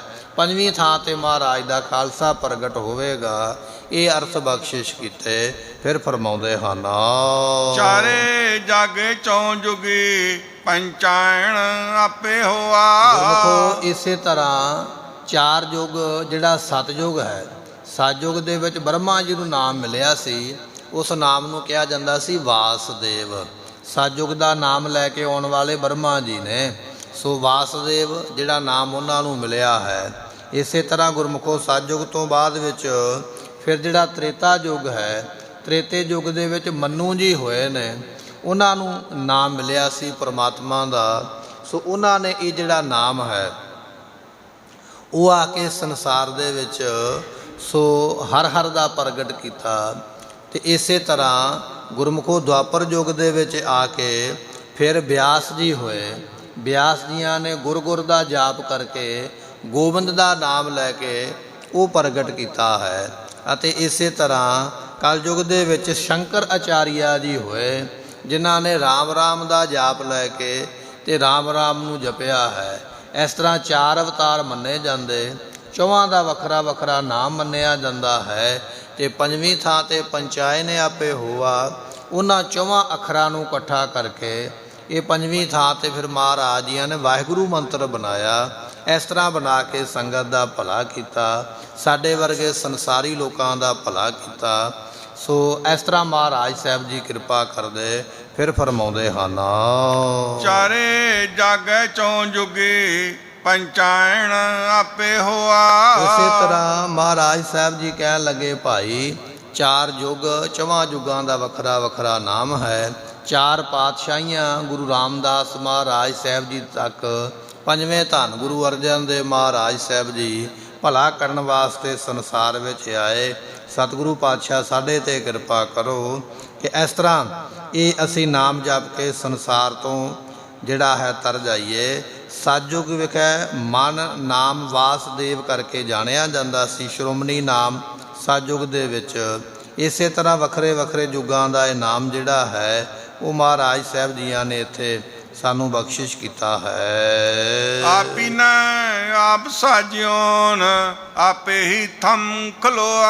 ਇਸੇ ਤਰ੍ਹਾਂ ਗੁਰਮੁਖੋ ਸਤਿਯੁਗ ਦੇ ਵਿੱਚ ਸੋ ਚਾਰੇ ਜਾਗੇ। ਸਤਿਯੁਗ ਦੇ ਵਿੱਚ ਜਿਹੜਾ ਹੈ ਸ਼ਾਮ ਵੇਦ ਨਾਮ ਦਾ ਗ੍ਰੰਥ ਮੰਨਿਆ ਹੈ। ਸਤਿਯੁਗ ਦਾ ਜਿਹੜਾ ਵੇਦ ਹੈ ਨਾ, ਚਾਰ ਵੇਦਾਂ ਵਿੱਚੋਂ ਪਹਿਲਾ ਵੇਦ ਸ਼ਾਮ ਵੇਦ ਮੰਨਿਆ ਸਤਿਯੁਗ ਦਾ। ਇਸੇ ਤਰ੍ਹਾਂ ਉਸ ਤੋਂ ਬਾਅਦ ਵਿੱਚ ਗੁਰਮੁਖੋ ਤ੍ਰੇਤਾ ਯੁੱਗ ਜਿਹੜਾ ਹੈ ਉਹਦੇ ਵਿੱਚ ਰਿਗਵੇਦ ਮੰਨਿਆ ਹੈ। ਸ਼ਾਮ ਵੇਦ ਨੂੰ ਸਭ ਤੋਂ ਪੁਰਾਣਾ ਗ੍ਰੰਥ ਮੰਨਿਆ ਦੁਨੀਆ ਦਾ। ਇਹਦੇ ਵਰਗਾ ਕੋਈ ਪੁਰਾਣਾ ਗ੍ਰੰਥ ਨਹੀਂ ਹੈ। ਜਦੋਂ ਕਲਮਾਂ ਵੀ ਨਹੀਂ ਸਨ, ਜਦੋਂ ਕਿਤੇ ਸਿਆਹੀ ਵੀ ਨਹੀਂ ਸੀ ਹੋਇਆ ਕਰਦੀ, ਜਦੋਂ ਕਿਤੇ ਕਾਗਜ਼ ਵੀ ਨਹੀਂ ਸਨ ਹੋਇਆ ਕਰਦੇ, ਉਦੋਂ ਰੁੱਖਾਂ ਦੇ ਪੱਤਿਆਂ ਦੇ ਉੱਪਰ ਲਿਖਿਆ ਗਿਆ ਸੀ ਇਹ ਜਿਹੜਾ ਵੇਦ ਹੈ। ਸੋ ਰੋ ਵਿਚਾਰ ਕਹਿਣ ਲੱਗੇ, ਸਤਿਯੁਗ ਦੇ ਵਿੱਚ ਗੁਰਮੁਖੋ ਸ਼ਾਮ ਵੇਦ ਨਾਮ ਦਾ ਗ੍ਰੰਥ ਹੈ। ਜਿਹੜਾ ਵੇਦ ਕਿਹਾ ਜਾਂਦਾ ਹੈ। ਤ੍ਰੇਤੇ ਯੁੱਗ ਦੇ ਵਿੱਚ ਰਿਗਵੇਦ ਜਿਹੜਾ ਹੈ ਇਹ ਗ੍ਰੰਥ ਕਿਹਾ ਜਾਂਦਾ ਹੈ। ਦੁਆਪਰ ਯੁੱਗ ਦੇ ਵਿੱਚ ਯਜੁਰਵੇਦ ਨਾਮ ਦਾ ਗ੍ਰੰਥ, ਇਹ ਵੀ ਇੱਕ ਵੇਦ ਦਾ ਹੀ ਨਾਮ ਹੈ, ਇਹਦਾ ਕਥਨ ਕੀਤਾ ਹੈ। ਅਤੇ ਕਲਯੁੱਗ ਦੇ ਵਿੱਚ ਜਿਹੜਾ ਹੈ ਅਥਰਵਣ ਵੇਦ ਮੰਨਿਆ ਹੈ। ਕਲਮੈ ਵੇਦ ਅਥਰਵਣ ਹੁਆ, ਗੁਰੂ ਨਾਨਕ ਸਾਹਿਬ ਨੇ ਬਚਨ ਲਿਖਿਆ। ਕਲਯੁੱਗ ਦੇ ਵਿੱਚ ਅਥਰਵਣ ਵੇਦ ਹੈ। ਇਸ ਤਰ੍ਹਾਂ 4 ਵੇਦ ਹੋਏ। ਪਰ ਗੁਰਮੁਖੋ ਇਹ ਜਿਹੜੇ 4 ਵੇਦ ਨੇ ਇਹ ਵਿਆਕਰਨ ਤੋਂ ਬਿਨਾਂ ਪੜ੍ਹੇ ਨਹੀਂ ਜਾਂਦੇ। ਵਿਦਵਾਨਾਂ ਦਾ ਕਥਨ ਹੈ ਕਿ ਜੇ ਤੁਸੀਂ ਵੇਦ ਪੜ੍ਹਨਾ ਨਾ, ਸਭ ਤੋਂ ਪਹਿਲੀ ਸ਼ਰਤ ਇਹ ਹੈ ਵੀ ਤੁਹਾਡਾ ਬ੍ਰਾਹਮਣ ਹੋਣਾ ਜ਼ਰੂਰੀ ਹੈ। ਬ੍ਰਾਹਮਣ ਬਿਨਾਂ ਵੇਦ ਪੜ੍ਹਿਆ ਨਹੀਂ ਜਾਏਗਾ। ਜੇ ਬ੍ਰਾਹਮਣ ਤੋਂ ਬਿਨਾਂ ਤੁਹਾਡੀ ਕੋਈ ਹੋਰ ਜਾਤ ਹੈ ਨਾ, ਫਿਰ ਵੇਦ ਪੜ੍ਹਨ ਬਾਰੇ ਸੋਚ ਵੀ ਨਹੀਂ ਸਕਦੇ ਤੁਸੀਂ, ਪੜ੍ਹਨਾ ਤੇ ਦੂਰ ਦੀ ਗੱਲ ਹੈ। ਜੇ ਤੁਸੀਂ ਬ੍ਰਾਹਮਣ ਹੋ ਵੀ ਤਾਂ ਵੀ ਵੇਦ ਪੜ੍ਹਨ ਵਾਸਤੇ ਤੁਹਾਨੂੰ ਪਹਿਲਾਂ 12 ਸਾਲ ਜਿਹੜਾ ਵੇਦ ਹੈ ਇਹਦਾ ਵਿਆਕਰਣ ਪੜ੍ਹਨਾ ਪੈਂਦਾ ਹੈ। ਜਿਵੇਂ ਆਪਾਂ ਗੁਰਮੁਖੀ ਦਾ ਵਿਆਕਰਣ ਪੜ੍ਹਨੇ ਨਾ, ਐੜੇ ਨੂੰ ਕੰਨਾ, ਈੜੀ ਨੂੰ ਸਿਹਾਰੀ ਵਗੈਰਾ ਵਿਆਕਰਣ ਯਾਦ ਕਰਦੇ ਹਾਂ। ਐਸੇ ਤਰ੍ਹਾਂ ਜੇ ਤੁਸੀਂ ਵੇਦ ਪੜ੍ਹਨਾ ਤਾਂ 12 ਸਾਲ ਲੱਗ ਜਾਂਦੇ ਵਿਆਕਰਣ ਪੜ੍ਹਦਿਆਂ। ਫਿਰ ਜਾ ਕੇ ਕਿਤੇ ਪੜ੍ਹਾਈ ਜਿਹੜੀ ਹੈ ਉਹ ਸ਼ੁਰੂ ਹੁੰਦੀ ਹੈ ਵੇਦ ਦੀ। ਪਹਿਲੀ ਤਾਂ ਸ਼ਰਤ ਹੈ ਬ੍ਰਾਹਮਣ ਹੋਣਾ, ਦੂਜਾ ਵਿਆਕਰਣ ਆਉਣਾ ਚਾਹੀਦਾ ਹੈ। ਮਹਾਰਾਜ ਸਾਹਿਬ ਜੀ ਕਹਿਣ ਲੱਗੇ ਭਾਈ ਇਹ 4 ਯੁੱਗਾਂ ਦੇ 4 ਵੇਦ ਜ਼ਰੂਰ ਸਨ, ਵਿਆਕਰਣ ਬਿਨਾਂ ਪੜ੍ਹੇ ਨਹੀਂ ਸਨ ਜਾਂਦੇ। ਗੁਰੂ ਨਾਨਕ ਦੇਵ ਪਾਤਸ਼ਾਹ ਨੇ ਕਿਰਪਾ ਕੀਤੀ ਹੈ। ਉਹਨਾਂ ਨੇ ਵੇਖਿਆ ਕਲਯੁੱਗ ਦੇ ਵਿੱਚ ਨਿਊਨ ਬੁੱਧੀ ਦੇ ਮਾਲਕ ਨੇ ਲੋਕ, ਵੀ ਥੋੜ੍ਹੀ ਅਕਲ ਇਹਨਾਂ ਦੀ ਹੋਵੇਗੀ, ਸਮਾਂ ਵੀ ਇਹਨਾਂ ਕੋਲ ਥੋੜ੍ਹਾ ਹੀ ਹੈ। ਇਸ ਕਰਕੇ ਪੰਚਾਇ ਨੇ ਆਪੇ ਹੋਵਾ, 5ਵੀਂ ਥਾਂ 'ਤੇ ਉਹਨਾਂ ਨੇ ਵੇਦਾਂ ਦਾ ਨਿਚੋੜ ਕੱਢ ਕੇ ਤੇ ਸਾਹਿਬ ਗੁਰੂ ਗ੍ਰੰਥ ਸਾਹਿਬ ਪਾਤਸ਼ਾਹ ਦੀ ਸੰਤਾਪਨਾ ਹੋਈ। ਸਭ ਸਿੱਖਣ ਕੋ ਹੁਕਮ ਹੈ ਗੁਰੂ ਮਾਨਿਓ ਗ੍ਰੰਥ। 5ਵੀਂ ਥਾਂ 'ਤੇ ਫਿਰ ਗੁਰਤਾ ਗੱਦੀ ਜਿਹੜੀ ਹੈ ਉਹ ਗੁਰੂ ਗ੍ਰੰਥ ਸਾਹਿਬ ਪਾਤਸ਼ਾਹ ਨੂੰ ਪ੍ਰਾਪਤ ਹੋ ਰਹੀ ਹੈ। ਜਿਹੜਾ ਵੇਦ ਨਹੀਂ ਪੜ੍ਹ ਸਕਦਾ, ਜਿਹੜਾ ਵਿਆਕਰਨ ਨਹੀਂ ਪੜ੍ਹ ਸਕਦਾ, ਜਿਹੜਾ ਬ੍ਰਾਹਮਣ ਵੀ ਨਹੀਂ ਹੈ, ਉਹਦੇ ਵਾਸਤੇ ਸੁਖੈਨ ਬਾਣੀ ਗੁਰੂ ਗ੍ਰੰਥ ਸਾਹਿਬ ਦੀ ਮਹਾਰਾਜ ਨੇ ਲਿਖ ਦਿੱਤੀ ਹੈ। ਕੋਈ ਗਾਵੈ ਕੋ ਸੁਣੈ ਹਰ ਨਾਮਾ ਚਿਤ ਲਾਏ, ਕਹੋ ਕਬੀਰ ਸੰਸਾ ਨਹੀਂ ਅੰਤ ਪਰਮਗਤ ਪਾਏ। ਇਸ ਬਾਣੀ ਨੂੰ ਗੁਰਮੁਖੋ ਕਿਸੇ ਵੀ ਜਾਤੀ ਦਾ ਵਿਅਕਤੀ ਪੁੱਛਿਆ ਨਹੀਂ ਜਾਂਦਾ ਤੇਰੀ ਜਾਤ ਕੀ ਹੈ, ਤੇਰਾ ਧਰਮ ਕੀ ਹੈ, ਤੂੰ ਕਿੰਨਾ ਕੁ ਪੜ੍ਹਿਆ, ਕਿੰਨਾ ਕੁ ਅਨਪੜ੍ਹ ਹੈ, ਨਹੀਂ ਪੁੱਛਿਆ ਜਾਂਦਾ, ਜਿਹੜਾ ਮਰਜ਼ੀ ਪੜ੍ਹ ਸਕਦਾ ਹੈ। ਇਸੇ ਤਰ੍ਹਾਂ ਇਸ ਗੁਰਬਾਣੀ ਨੂੰ ਜਦੋਂ ਮਰਜ਼ੀ ਪੜ੍ਹਿਆ ਜਾ ਸਕਦਾ। ਜਿਹੜਾ ਵੇਦ ਹੈ ਨਾ ਗੁਰਮੁਖੋ, ਵੇਦ ਨੂੰ ਸਾਰਾ ਸਾਲ ਨਹੀਂ ਪੜ੍ਹਿਆ ਜਾਂਦਾ ਹੈ। ਵੇਦਾਂ ਦਾ ਵੱਖਰਾ ਸਮਾਂ ਹੈ ਵੀ ਆਹ 3 ਮਹੀਨੇ ਵਿੱਚ ਫਲਾਣਾ ਵੇਦ ਤੁਸੀਂ ਪੜ੍ਹ ਸਕਦੇ ਹੋ, ਇਹਨਾਂ 3 ਮਹੀਨਿਆਂ ਵਿੱਚ ਫਿਰ ਦੂਜਾ ਵੇਦ ਪੜ੍ਹ ਸਕਦੇ ਹੋ, ਇਹਨਾਂ 3 ਮਹੀਨਿਆਂ ਵਿੱਚ ਤੀਜਾ। ਇਸ ਤਰ੍ਹਾਂ ਵੱਖਰੀਆਂ ਰੁੱਤਾਂ ਨੇ ਵੇਦ ਨੂੰ ਪੜ੍ਹਨ ਵਾਸਤੇ। ਰੁੱਤ ਬਿਨਾਂ ਵੇਦ ਨਹੀਂ ਪੜ੍ਹਿਆ ਜਾਂਦਾ, ਜਿਹੜੀ ਰੁੱਤ ਹੋਵੇਗੀ ਤਾਂ ਪੜ੍ਹਿਆ ਜਾਵੇਗਾ। ਫਿਰ ਵੇਦ ਪੜ੍ਹਨ ਵਾਸਤੇ ਤੁਹਾਨੂੰ ਕੱਪੜੇ ਵੀ ਉਹੋ ਜਿਹੇ ਪਾਉਣੇ ਪੈਣਗੇ ਕਿ ਜਿਹੜਾ ਵੇਦ ਪੜ੍ਹਨਾ ਉਹਦੀ ਮਰਿਆਦਾ ਮੁਤਾਬਕ ਚਿੱਟੇ ਕੱਪੜੇ ਪਾਉਣੇ, ਪੀਲੇ ਕੱਪੜੇ ਪਾਉਣੇ। ਇਸ ਤਰ੍ਹਾਂ ਉਹਨਾਂ ਕੱਪੜਿਆਂ ਦਾ ਰੰਗ 4 ਚੁਫੇਰੇ ਉਹੋ ਜਿਹੀ ਸਜਾਵਟ ਕਰਨੀ ਪਵੇਗੀ, ਉਹੋ ਜਿਹੇ ਪਰਦੇ ਲਾਉਣੇ ਪੈਂਦੇ। ਬੜੀ ਵੱਡੀ ਇਹ ਪਰੰਪਰਾ ਹੈ, ਮਰਿਆਦਾ ਹੈ ਵੇਦ ਪੜ੍ਹਨ ਦੀ। ਹਰੇਕ ਬੰਦਾ ਪੜ੍ਹ ਨਹੀਂ ਸਕਦਾ ਹੈ, ਫਿਰ ਹਰੇਕ ਮੌਸਮ ਵਿੱਚ ਨਹੀਂ ਪੜ੍ਹਿਆ ਜਾ ਸਕਦਾ, ਆਪਣੀ ਮਨਮਰਜ਼ੀ ਦੇ ਵਸਤਰ ਨਹੀਂ ਧਾਰਨ ਕੀਤੇ ਜਾ ਸਕਦੇ। ਪਰ ਗੁਰਮੁਖੋ ਗੁਰਬਾਣੀ ਐਸੀ ਹੈ, ਇਹਦੇ ਵਿੱਚ ਕੋਈ ਮੌਸਮ ਹੀ ਨਹੀਂ ਹੈ। ਜਦੋਂ ਮਰਜ਼ੀ ਦਿਨੇ ਰਾਤ, ਭਾਵੇਂ ਬਰਸਾਤ ਹੈ, ਗਰਮੀ ਹੈ, ਠੰਡ ਹੈ, ਸਿਆਲ ਹੈ, ਜਦੋਂ ਮਰਜ਼ੀ ਬਾਣੀ ਪੜ੍ਹੀਏ, ਭਾਵੇਂ ਰਾਤ ਨੂੰ ਪੜ੍ਹਨ ਲੱਗ ਪਈਏ, ਭਾਵੇਂ ਦਿਨੇ ਪੜ੍ਹਨ ਲੱਗ ਪਈਏ। ਵਸਤਰ ਜਿਸ ਤਰ੍ਹਾਂ ਦੇ ਮਰਜ਼ੀ ਹੋਵੇ, ਰੰਗ ਸਭੇ ਨਾਰਾਇਣ ਨੇ ਜੇਤੇ, ਮਨ ਭਾਵਨ। ਵਸਤਰਾਂ ਦੀ ਵੀ ਇੱਥੇ ਕੋਈ ਵਿਚਾਰ ਨਹੀਂ ਹੈ। ਗੁਰਬਾਣੀ ਜਿਵੇਂ ਮਰਜ਼ੀ ਪੜ੍ਹੀ ਜਾ ਸਕਦੀ ਹੈ। ਇਹ ਗੁਰੂ ਨਾਨਕ ਸਾਹਿਬ ਨੇ ਸਾਡੇ 'ਤੇ ਕਿਰਪਾ ਕੀਤੀ ਹੈ। ਚਾਰੇ ਜਾਗੇ 4 ਯੁੱਗਾਂ ਵਿੱਚ 4 ਵੇਦ ਜ਼ਰੂਰ ਬਣੇ ਨੇ, ਪਰ ਹਰੇਕ ਬੰਦਾ ਨਹੀਂ ਪੜ੍ਹ ਸਕਦਾ, ਹਰੇਕ ਮੌਸਮ ਵਿੱਚ ਨਹੀਂ ਪੜ੍ਹਿਆ ਜਾ ਸਕਦਾ। ਇਹ ਪੰਚਾਇ ਨੇ ਆਪੇ ਹੋਵਾ, ਇਹ ਗੁਰਤਾ ਗੱਦੀ ਗੁਰੂ ਗ੍ਰੰਥ ਸਾਹਿਬ ਜੀ ਨੂੰ ਮਿਲ ਗਈ। ਜਦੋਂ ਮਰਜ਼ੀ ਇਸ ਬਾਣੀ ਨੂੰ ਜਿਹੜਾ ਮਰਜ਼ੀ ਪੜ੍ਹੇ। ਗੁਰਮੁਖੋ ਇਸ ਤੋਂ ਬਿਨਾਂ ਹੋਰ ਕਿਹੜੀ ਦਾਤ ਹੈ? ਮਹਾਰਾਜ ਫਿਰ ਫਰਮਾਉਂਦੇ ਹਨ, ਆਪੀ ਨੇ ਆਪ ਸਾਜਿਓ ਨੇ ਚਾਰੇ ਜਾਗੇ 4 ਯੁਗੀ ਪੰਚਾਇ ਨੇ ਆਪੇ ਹੋਵਾ। ਗੁਰਮੁਖੋ ਅਗਲਾ ਬਚਨ ਇਹ ਹੈ ਕਿ ਜਿਹੜੇ 4 ਵੇਦ ਹਨ, ਇਹਨਾਂ ਵੇਦਾਂ ਦੇ ਨਾਲ ਗੁਰੂ ਸ਼ਬਦ ਨਹੀਂ ਲੱਗਾ ਹੈ। ਤੁਸੀਂ ਕਿਸੇ ਵੀ ਗ੍ਰੰਥ ਨੂੰ ਪੜ੍ਹ ਕੇ ਵੇਖ ਲਓ, ਵੇਦ ਦੇ ਅੱਗੇ ਗੁਰੂ ਸ਼ਬਦ ਲੱਗਾ ਹੀ ਨਹੀਂ। ਵੇਦ ਦੀ ਕੀ ਗੱਲ ਕਰਦੇ ਹੋ? ਦੁਨੀਆ ਦੇ ਕਿਸੇ ਵੀ ਗ੍ਰੰਥ ਦੇ ਅੱਗੇ ਗੁਰੂ ਸ਼ਬਦ ਲੱਗਾ ਹੀ ਨਹੀਂ ਹੈ। ਭਾਵੇਂ ਉਹ ਵੇਦ ਹੋਵੇ, ਭਾਵੇਂ ਸਿਮਰਤੀਆਂ ਨੇ, ਭਾਵੇਂ ਸ਼ਾਸਤਰ ਹੈ, ਇੱਥੋਂ ਤੱਕ ਕਿ ਭਾਵੇਂ ਮੱਧ ਭਾਗਵਤ ਗੀਤਾ ਹੈ, ਭਾਵੇਂ ਕੁਰਾਨ ਦਾ ਗ੍ਰੰਥ ਮੁਸਲਮਾਨਾਂ ਦਾ ਹੈ, ਭਾਵੇਂ ਬਾਈਬਲ ਹੈ, ਈਸਾਈ ਮਤ ਦਾ ਗ੍ਰੰਥ ਹੈ, ਬੇਅੰਤ ਗ੍ਰੰਥ ਨੇ ਵੱਖਰੇ ਵੱਖਰੇ ਧਰਮਾਂ ਦੇ, ਪਰ ਕਿਸੇ ਗ੍ਰੰਥ ਦੇ ਅੱਗੇ ਗੁਰੂ ਸ਼ਬਦ ਲੱਗਿਆ ਹੀ ਨਹੀਂ ਹੈ। ਗੁਰੂ ਸ਼ਬਦ ਕੇਵਲ ਤੇ ਕੇਵਲ ਗੁਰੂ ਗ੍ਰੰਥ ਸਾਹਿਬ ਦੇ ਅੱਗੇ ਲੱਗਿਆ ਹੈ। ਬੋਲੇ ਸੋ ਨਿਹਾਲ।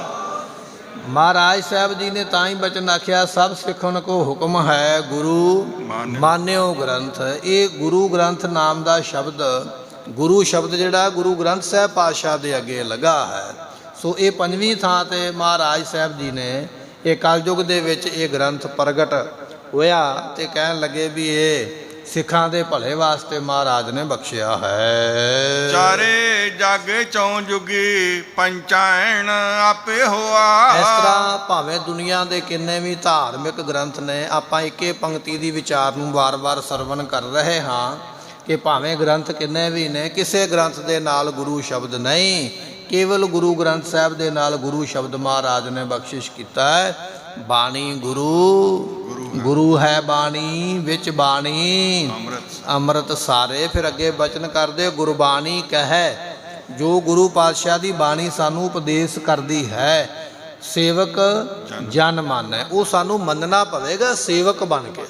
ਜੇ ਅਸੀਂ ਉਹ ਬਚਨ ਮੰਨ ਲਿਆ ਤੇ ਪਾਤਸ਼ਾਹ ਕਹਿਣ ਲੱਗੇ, ਪ੍ਰਤੱਖ ਗੁਰੂ ਨਿਸਤਾਰੇ। ਇਹ ਗੱਲ ਫਿਰ ਪ੍ਰਤੱਖ ਪ੍ਰਗਟ ਹੀ ਹੈ ਕਿ ਗੁਰੂ ਨੇ ਸਾਡਾ ਭਲਾ ਕਰ ਦਿੱਤਾ, ਅਸੀਂ ਸੰਸਾਰ ਤੋਂ ਤਰ ਗਏ। ਸੋ ਵਾਹੋ ਵਾਹੋ ਬਾਣੀ ਨਿਰੰਕਾਰ ਹੈ, ਤਿਸ ਜੀਵੜ ਅਵਰ ਨਾ ਕੋਈ। ਜੈਸੀ ਮੈਂ ਆਵੈ ਖਸਮ ਕੀ ਬਾਣੀ, ਤੈਸੜਾ ਕਰੀ ਗਿਆਨ ਵੇ ਲਾਲੋ। ਬੇਅੰਤ ਐਸੀਆਂ ਪੰਕਤੀਆਂ ਗੁਰੂ ਗ੍ਰੰਥ ਸਾਹਿਬ ਦੇ ਵਿੱਚ ਆਉਂਦੀਆਂ ਜਿਹੜੀਆਂ ਬਾਣੀ ਨੂੰ ਗੁਰੂ ਹੋਣ ਦਾ ਦਰਜਾ ਬਖਸ਼ਿਸ਼ ਕਰਦੀਆਂ ਹਨ। ਆਪੀ ਨੇ ਆਪ ਸਾਜਿਓ ਨ, ਆਪਣੇ ਆਪ ਤੋਂ ਹੀ ਜਗਤ ਨੂੰ ਸਾਜਿਆ ਹੈ ਅਕਾਲ ਪੁਰਖ ਨੇ। ਇਹ ਜਿਹੜੀ ਦੁਨੀਆ ਹੈ ਨਾ, ਆਪੀ ਨੇ ਆਪ ਸਾਜਿਓ, ਆਪੀ ਨੇ ਰਚਿਓ ਨਾਓ, ਦੋਈ ਕੁਦਰਤ ਸਾਜੀਐ ਕਰ ਆਸਨ ਡਿਠੋ ਚਾਓ। ਆਪਣੇ ਆਪ ਤੋਂ ਹੀ ਉਸਨੇ ਸੰਸਾਰ ਪੈਦਾ ਕੀਤਾ ਹੈ। ਆਪੇ ਹੀ ਥੰਮ ਖਲੋਆ। ਉਹ ਪਰਮਾਤਮਾ ਜਿਹੜਾ ਹੈ ਨਾ, ਧਰਤੀ ਬਣਾ ਕੇ, ਦੁਨੀਆ ਬਣਾ ਕੇ, ਸਾਡੇ ਵਰਗੇ ਜੀਵਾਂ ਨੂੰ ਬਣਾ ਕੇ, ਉਹ ਫਿਰ ਥੰਮ ਦੇ ਵਾਂਗੂ ਸਾਨੂੰ ਆਸਰਾ ਦਿੰਦਾ ਪਿਆ ਹੈ।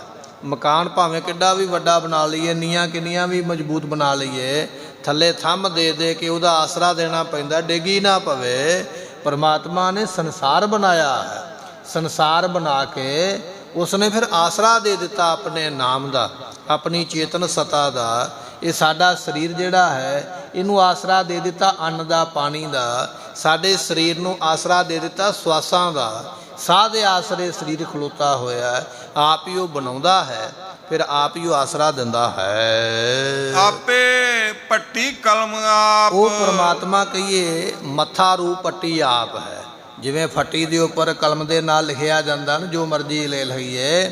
ਇਹ ਜਿੰਨੇ ਜੀਵਾਂ ਦੇ ਮੱਥੇ ਨੇ, ਆਪਣੇ ਜਿੰਨੇ ਸਾਰੇ ਮੱਥੇ ਨੇ ਨਾ, ਇਹ ਪਰਮਾਤਮਾ ਦੀ ਫੱਟੀ ਹੈ ਤੇ ਕਲਮ ਆਪ, ਉਹਦਾ ਹੁਕਮ ਇਹਦੇ ਉੱਪਰ ਲਿਖਿਆ ਜਾ ਰਿਹਾ। ਹੁਕਮ ਰੂਪੀ ਕਲਮ ਪਰਮਾਤਮਾ ਫੇਰਦਾ ਹੈ। ਜੈਸੀ ਕਲਮ ਵੁੜੀ ਹੈ ਮਸਤਕ, ਤੈਸੀ ਜਿਅੜੇ ਪਾਸ। ਗੁਰਬਾਣੀ ਦਾ ਬਚਨ ਹੈ। ਪਰਮਾਤਮਾ ਦਾ ਹੁਕਮ ਜਿਹੜਾ ਉਹ ਕਲਮ ਹੈ। ਸਾਡੇ ਜਿੰਨੇ ਮੱਥੇ ਨੇ ਇਹ ਫੱਟੀ ਹਨ। ਇਸ ਮਸਤਕ ਰੂਪੀ ਫੱਟੀ ਦੇ ਉੱਪਰ ਪਰਮਾਤਮਾ ਦੀ ਹੁਕਮ ਰੂਪੀ ਕਲਮ ਫੇਰ ਕੇ ਉਸਨੇ ਸਾਡੇ ਕਰਮ ਲਿਖ ਦਿੱਤੇ ਵੀ ਕਿਹੜੇ ਕੰਮ ਅਸੀਂ ਕਰਨੇ, ਕਿਹੜੇ ਦੁੱਖ ਸੁੱਖ ਅਸੀਂ ਭੋਗਣੇ ਹਨ। ਇਹ ਉਸ ਦੇ ਹੁਕਮ ਦੇ ਵਿੱਚ ਹੈ। ਆਪ ਲਿਖਣ ਹਾਰਾ ਹੋਆ। ਉਹ ਪਰਮਾਤਮਾ ਆਪ ਲਿਖਣ ਵਾਲਾ ਆਪੇ ਹੀ ਹੈ। ਕਰਮ ਸਾਡੇ ਜਿਹੜੇ ਨੇ ਪਰਮਾਤਮਾ ਬਿਨਾਂ ਕੋਈ ਲਿਖ ਨਹੀਂ ਸਕਦਾ ਹੈ। ਜਿਵੇਂ ਦਫ਼ਤਰਾਂ ਦੇ ਵਿੱਚ ਹੁੰਦਾ ਨਾ, ਅਫਸਰ ਦੇ ਥੱਲੇ ਹੋਰ ਕਈ ਚਮਚੇ ਹੁੰਦੇ, ਉਹ ਆਪਣੀ ਮਰਜ਼ੀ ਨਾਲ ਹੀ ਸਭ ਕੁਝ ਕਰੀ ਜਾਂਦੇ। ਪਰਮਾਤਮਾ ਦੇ ਦਫ਼ਤਰ ਦੇ ਵਿੱਚ ਕੋਈ ਚਮਚਾ ਨਹੀਂ ਹੈ, ਉਹ ਆਪ ਹੀ ਲਿਖਦਾ, ਜਿਹਦੇ ਲੇਖ ਲਿਖਦਾ ਹੈ। ਆਪ ਆਪਣੇ ਹੱਥਾਂ ਦੇ ਨਾਲ ਜੀਵਾਂ ਦੇ ਲੇਖ ਲਿਖ ਕੇ ਇਹਨਾਂ ਦੇ ਕਰਮਾਂ ਦੇ ਮੁਤਾਬਕ ਦੁੱਖ ਸੁੱਖ ਦਿੰਦਾ ਹੈ। ਸਭ ਉਮਤ ਆਵਣ ਜਾਵਣੀ। ਉਮਤ ਤੋਂ ਭਾਵ ਗੁਰਮੁਖੋ ਸ੍ਰਿਸ਼ਟੀ, ਇਹ ਦੁਨੀਆ ਸਾਰੀ ਆਉਣ ਜਾਣ ਵਾਲੀ ਹੈ। ਦੁਨੀਆ ਦੇ ਵਿੱਚ ਸਦਾ ਕੋਈ ਨਹੀਂ ਰਹਿ ਸਕਦਾ ਹੈ। ਭਾਵੇਂ ਆਪਾਂ ਜਿੰਨੀਆਂ ਮਰਜ਼ੀ ਚੰਗੀਆਂ ਖੁਰਾਕਾਂ ਖਾ ਕੇ, ਜਿੰਨੀ ਮਰਜ਼ੀ ਸੈਰ ਦੌੜ ਭੱਜ ਜਿੱਥੇ ਮਰਜ਼ੀ ਚਲੇ ਜਾਓ, ਇਹ ਸਰੀਰ ਰਹਿਣਾ ਨਹੀਂ ਹੈ। ਵੱਡੇ ਵੱਡੇ ਦੇਵੀ ਦੇਵਤੇ, ਪੈਗੰਬਰ, ਰਾਜੇ ਮਹਾਰਾਜੇ, ਰਿਸ਼ੀ ਮੁਨੀ, ਸਾਧੂ ਸੰਤ, ਪਤਾ ਨਹੀਂ ਕਿੰਨੇ ਕੁ ਦੁਨੀਆ ਤੇ ਆਏ, ਪਰ ਇਹ ਸਾਰੀ ਦੁਨੀਆ ਹੈ ਆਉਣ ਜਾਣ ਵਾਲੀ ਹੈ, ਕੋਈ ਰਹਿਣ ਵਾਲਾ ਨਹੀਂ ਹੈ। ਆਪੇ ਹੀ ਨਵਾਂ ਨਰਵਾ, ਪਰ ਉਹ ਪਰਮਾਤਮਾ ਜਿਹੜਾ ਉਹ ਨਵਾਂ ਨਰੂਆ ਹੈ, ਸਦਾ ਰਹਿਣ ਵਾਲਾ, ਉਹ ਸਦਾ ਹੀ ਨਵੀਨ ਹੈ। ਸਾਹਿਬ ਮੇਰਾ ਨੀਤ ਨਵਾਂ, ਉਹ ਐਸਾ ਹੈ ਪਰਮਾਤਮਾ, ਨਾ ਆਵੇ ਨਾ ਜਾਏ, ਨਾ ਉਹ ਜੰਮ ਕੇ ਆਉਂਦਾ ਨਾ ਉਹ ਮਰ ਕੇ ਜਾਂਦਾ। ਰੱਬ ਸਦਾ ਹੀ ਨਵਾਂ ਹੈ, ਉਹਦੇ ਤੋਂ ਬਿਨਾਂ ਸਾਰੀ ਦੁਨੀਆ ਪੁਰਾਣੀ ਹੈ। ਆਪਾਂ ਘਰ ਵਿੱਚ ਕੋਈ ਨਵੀਂ ਚੀਜ਼ ਲੈ ਆਈਏ ਨਾ, 2-4 ਦਿਨ ਬੜਾ ਚਾਅ ਹੈ, ਮੁੜ ਕੇ ਉਹ ਪੁਰਾਣੀ ਹੋ ਜਾਂਦੀ, ਵਿਚਾਰੀ ਕਿਤੇ ਖੁੰਝੇ ਹੀ ਪਈ ਹੋਈ ਹੈ, ਉਹਨੂੰ ਵੇਖਦਾ ਤੱਕ ਕੋਈ ਨਹੀਂ ਆ। ਦੁਨੀਆ 'ਤੇ ਸਭ ਕੁਝ ਇੱਕ ਦਿਨ ਪੁਰਾਣਾ ਹੋ ਜਾਣਾ, ਸਰੀਰ ਪੁਰਾਣੇ ਹੋ ਜਾਂਦੇ। ਜਦੋਂ ਬੰਦਾ ਜਵਾਨ ਹੁੰਦਾ ਨਾ, ਬੰਦੇ ਨੂੰ ਵੇਖਣ ਵਾਸਤੇ ਦੁਨੀਆ ਆਉਂਦੀ ਹੈ, ਬੜਾ ਸੋਹਣਾ ਹੈ। ਉਹੀ ਜਦੋਂ ਬੁੱਢਾ ਹੋ ਜਾਂਦਾ ਹੈ, ਉਹਦੇ ਵੱਲ ਵੇਖਣਾ ਕੋਈ ਪਸੰਦ ਨਹੀਂ ਕਰਦਾ ਹੈ।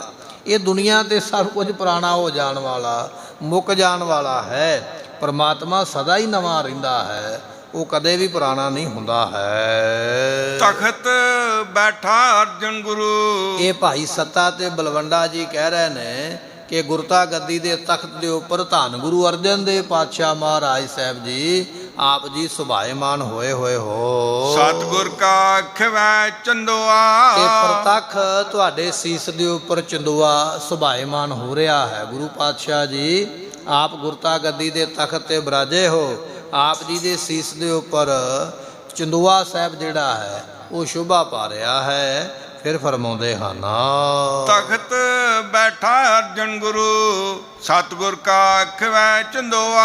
ਸਤਿਗੁਰੂ ਪਾਤਸ਼ਾਹ ਆਪ ਤਖਤ ਤੇ ਬਿਰਾਜਮਾਨ ਹੋ ਤੇ ਜਸ ਰੂਪੀ ਚੰਦੋਆ, ਜਿਹੜਾ ਜਸ ਹੋਣਾ ਨਾ ਸਾਰੇ ਥਾਵਾਂ ਤੇ ਵਡਿਆਈ ਹੋਣੀ, ਇਹ ਜਿਹੜਾ ਤੁਹਾਡਾ ਜਸ ਹੋ ਰਿਹਾ ਨਾ ਗੁਰੂ ਅਰਜਨ ਦੇਵ ਪਾਤਸ਼ਾਹ ਜੀ, ਇਹ ਆਪ ਜੀ ਦੇ ਸੀਸ ਦੇ ਉੱਪਰ ਚੰਦੋਆ ਹੀ ਮੰਨ ਲਓ ਲੱਗਿਆ ਹੋਇਆ ਹੈ। ਗੁਰੂ ਪਾਤਸ਼ਾਹ ਜੀ 1620 ਬਿਕਰਮੀ ਸੰਮਤ ਨੂੰ ਮਹਾਰਾਜ ਦਾ ਅਵਤਾਰ ਲਿਖਿਆ ਹੈ ਅਤੇ 30 ਰਾਗਾਂ ਵਿੱਚ ਗੁਰੂ ਅਰਜਨ ਦੇਵ ਪਾਤਸ਼ਾਹ ਦੀ ਬਾਣੀ ਹੈ। ਗੁਰੂ ਗ੍ਰੰਥ ਸਾਹਿਬ ਦੇ 31 ਰਾਗ ਨੇ। ਜੈਜਾਵੰਤੀ ਇੱਕ ਐਸਾ ਰਾਗ ਹੈ ਜਿਹਦੇ ਵਿੱਚ ਗੁਰੂ ਤੇਗ ਬਹਾਦਰ ਪਾਤਸ਼ਾਹ ਦੀ ਬਾਣੀ ਕੱਲਿਆਂ ਦੀ ਹੈ। ਬਾਕੀ ਸਾਰੇ ਰਾਗਾਂ ਵਿੱਚ ਗੁਰੂ ਅਰਜਨ ਦੇਵ ਪਾਤਸ਼ਾਹ ਦੇ 2200 ਤੋਂ ਉੱਪਰ ਜਿਹੜੇ ਸ਼ਬਦ ਨੇ ਉਹ ਗੁਰੂ ਗ੍ਰੰਥ ਸਾਹਿਬ ਦੇ ਵਿੱਚ ਦਰਜ ਨੇ। ਇੰਨੇ ਸ਼ਬਦਾਂ ਨੂੰ ਦਰਜ ਕਰਵਾਉਣ ਵਾਲੇ ਗੁਰੂ ਅਰਜਨ ਦੇਵ ਪਾਤਸ਼ਾਹ ਜੀ ਆਪ ਜੀ ਦਾ ਜਸ ਰੂਪੀ ਚੰਦੋਆ ਸ਼ੋਭਾ ਪਾ ਰਿਹਾ ਹੈ। ਉਗਮਣ ਹੋ ਤੈ ਆਥਮਣੋ, ਉਗਮਣੋਂ ਤੋਂ ਭਾਵ ਹੈ ਜਿੱਥੋਂ ਸੂਰਜ ਉਗਦਾ ਹੈ, ਤੇ ਆਥਮਣੋਂ ਜਿੱਥੇ ਜਾ ਕੇ ਡੁੱਬਦਾ ਹੈ। ਸੂਰਜ ਦੇ ਉਗਣ ਤੋਂ ਲੈ ਕੇ ਪ੍ਰਗਟ ਹੋਣ ਤੋਂ ਲੈ ਕੇ ਸੂਰਜ ਦੇ ਛਿਪਣ ਤੱਕ ਬਖਸ਼ਿਸ਼ ਕਰਦੇ ਹਨ।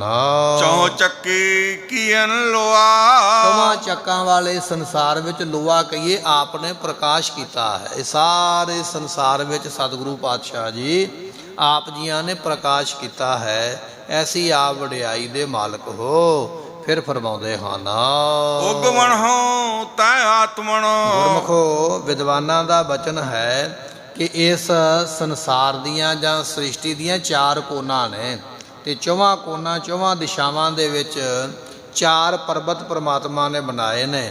ਇੱਕ ਦਾ ਨਾਮ ਹੈ ਉਦਿਆਚਲ ਪਰਬਤ, ਦੂਜਾ ਹੈ ਅਸਥਾਚਲ ਪਰਬਤ, ਤੀਜਾ ਹੈ ਮਧਿਆਚਲ ਪਰਬਤ ਤੇ ਚੌਥਾ ਹੈ ਵਿਧਿਆਚਲ ਪਰਬਤ। ਇਹ 4 ਪਰਬਤ ਸ੍ਰਿਸ਼ਟੀ ਦੇ 4 ਦਿਸ਼ਾਵਾਂ ਦੇ ਵਿੱਚ ਪਰਮਾਤਮਾ ਨੇ ਲਾ ਕੇ ਸੰਸਾਰ ਦੀ ਮਰਿਆਦਾ ਨੂੰ ਬੱਧਾ ਹੈ। ਤੇ 5ਵਾਂ ਵਿਚਕਾਰ ਜਿਹੜਾ ਹੈ ਉਹ ਸੁਮੇਰ ਪਰਬਤ ਮੰਨਿਆ ਹੈ।